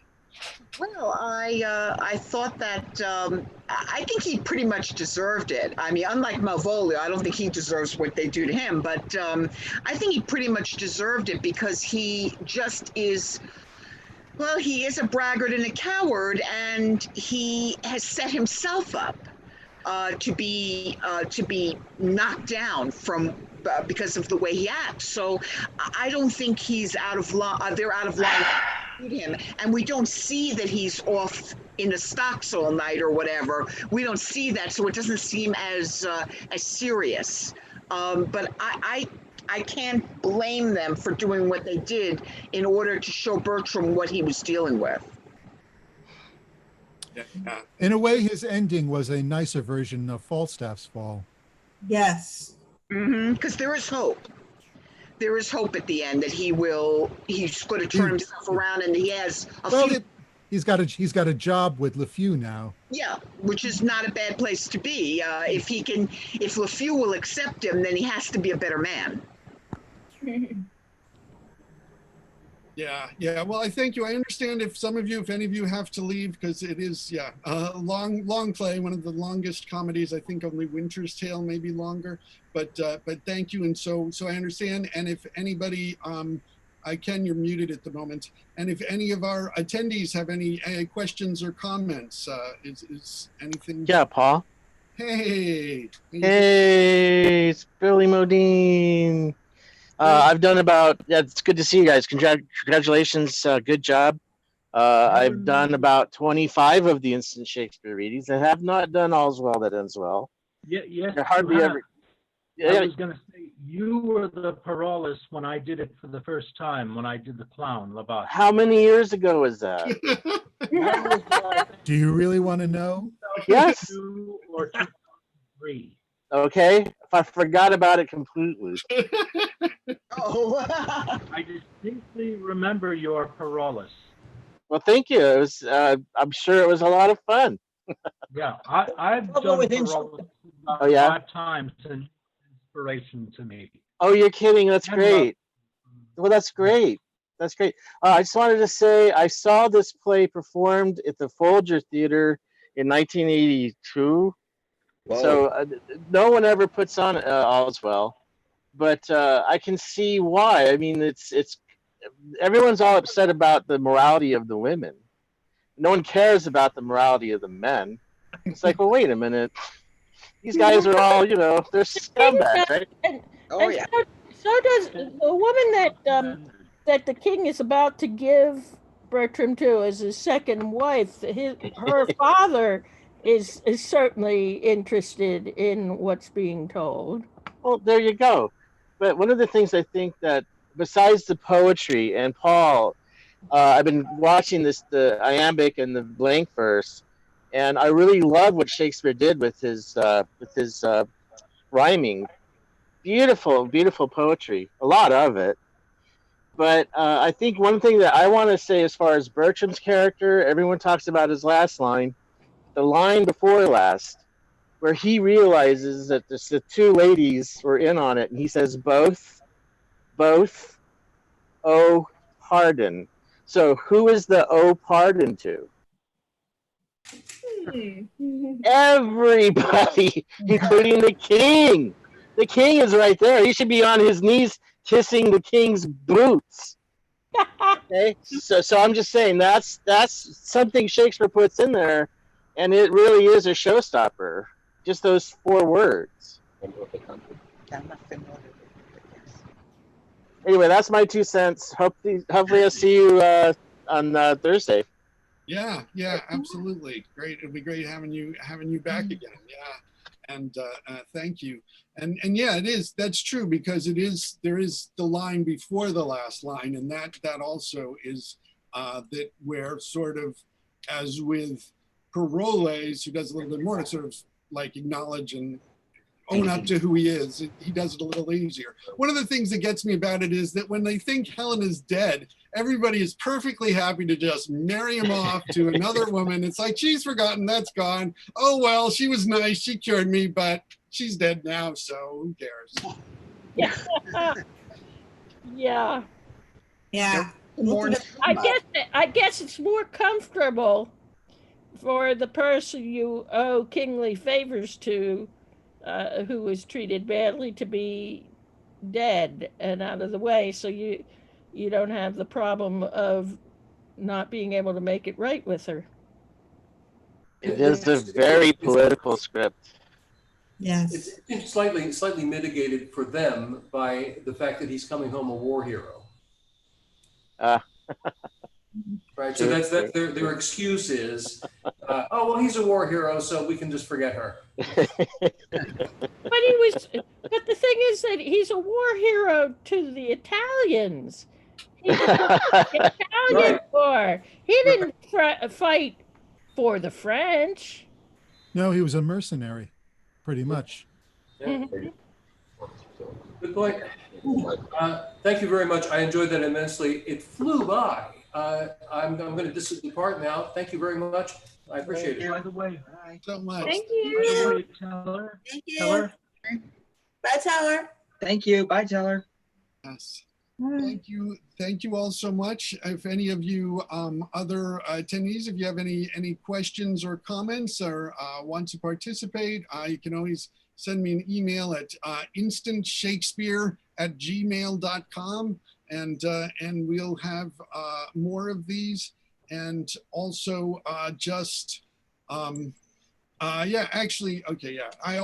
publish these the Puck Press Pocket editions that we work from. Of course, in most cases, people are working from them from PDFs on the screen. Fortunately, I have the original. Yes, indeed. Those are even better. Those are the ones published by Applause Books of Neil Freeman, who really got me really excited about the first folio. And so when I was working at Applause, we published all of his individual folio scripts, as well as a single volume folio. And so that's really good. And what his folio things do also is that they really highlight more the sort of folio clues and sort of indicate as well how much it's changed for modern scripts, because some of the things with a lot of there are some things that are very confusing from the folio when you have like actual mistakes and confusions where it sort of says enter Paroles, and then later in the scene enter Paroles. So it shouldn't have been in there the first time.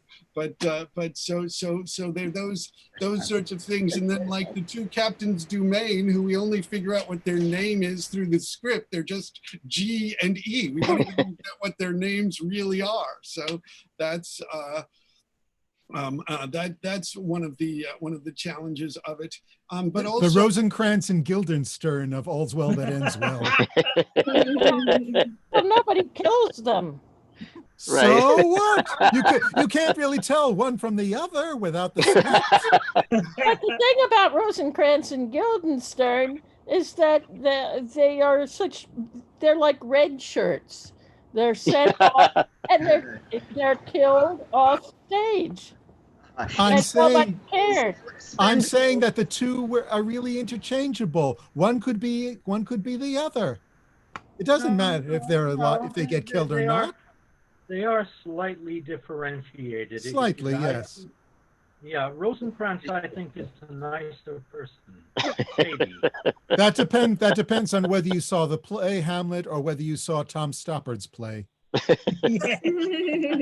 Yeah, no, it's interesting we can do that. But it's also one of the things that was interesting that you can't really get in a reading, and my wife was in a production of All's Well That Ends Well, is that the Dumaine brothers are these brothers who, like, throughout the scene, they're always together until, like, Bertram splits them up to say, you've got to go do this message for me. And so it became this big moment where it's like, oh my God, we're going separate places. So that's one thing that you can't get is, I mean, because the idea of these readings is to get a sense of what the performance is more than just words on a page, but they were words that were meant to be spoken and shared. And so I appreciate the opportunity to do this. And I also just want to sort of tell people about things. I think most of you've gotten emails about this, about sort of a plan to sort of move to another platform where, I mean, it would still be free for anybody who's participating, but we would be charging the audience $5 for these readings, but then they would also get a PDF or an ebook of the script, because I think that these readings are a chance. It's not like this is a performance, but it's not like a finished final performance, and that we can still continue our dialogue with the text by having your own copy of the text. So if they're reading the text at the same time as the play, they're going to be a little distracted, aren't they? Well, yes and no. Yes and no. I've been in shows where the audience was reading along, and if we cut something, then they were flipping. So they had to. Yeah. So as long as you stick to the script, they should be fine. And also, it really does help the comprehension for those who haven't been doing it for 17 years. 21 years. There you go. You're still recording. You want to stop recording? I've stopped streaming. Oh, okay. Okay. I did Othello once in March, many years ago. But I have came you? out to do when I came out to do the Desdemona speech, I had to enter through the audience, and as I started the speech, a girl to the left of me started saying it with me. Wow. Which was Are you still recording scary. this for YouTube though? That's No. what it says in the quarter live on YouTube. It's still, oh.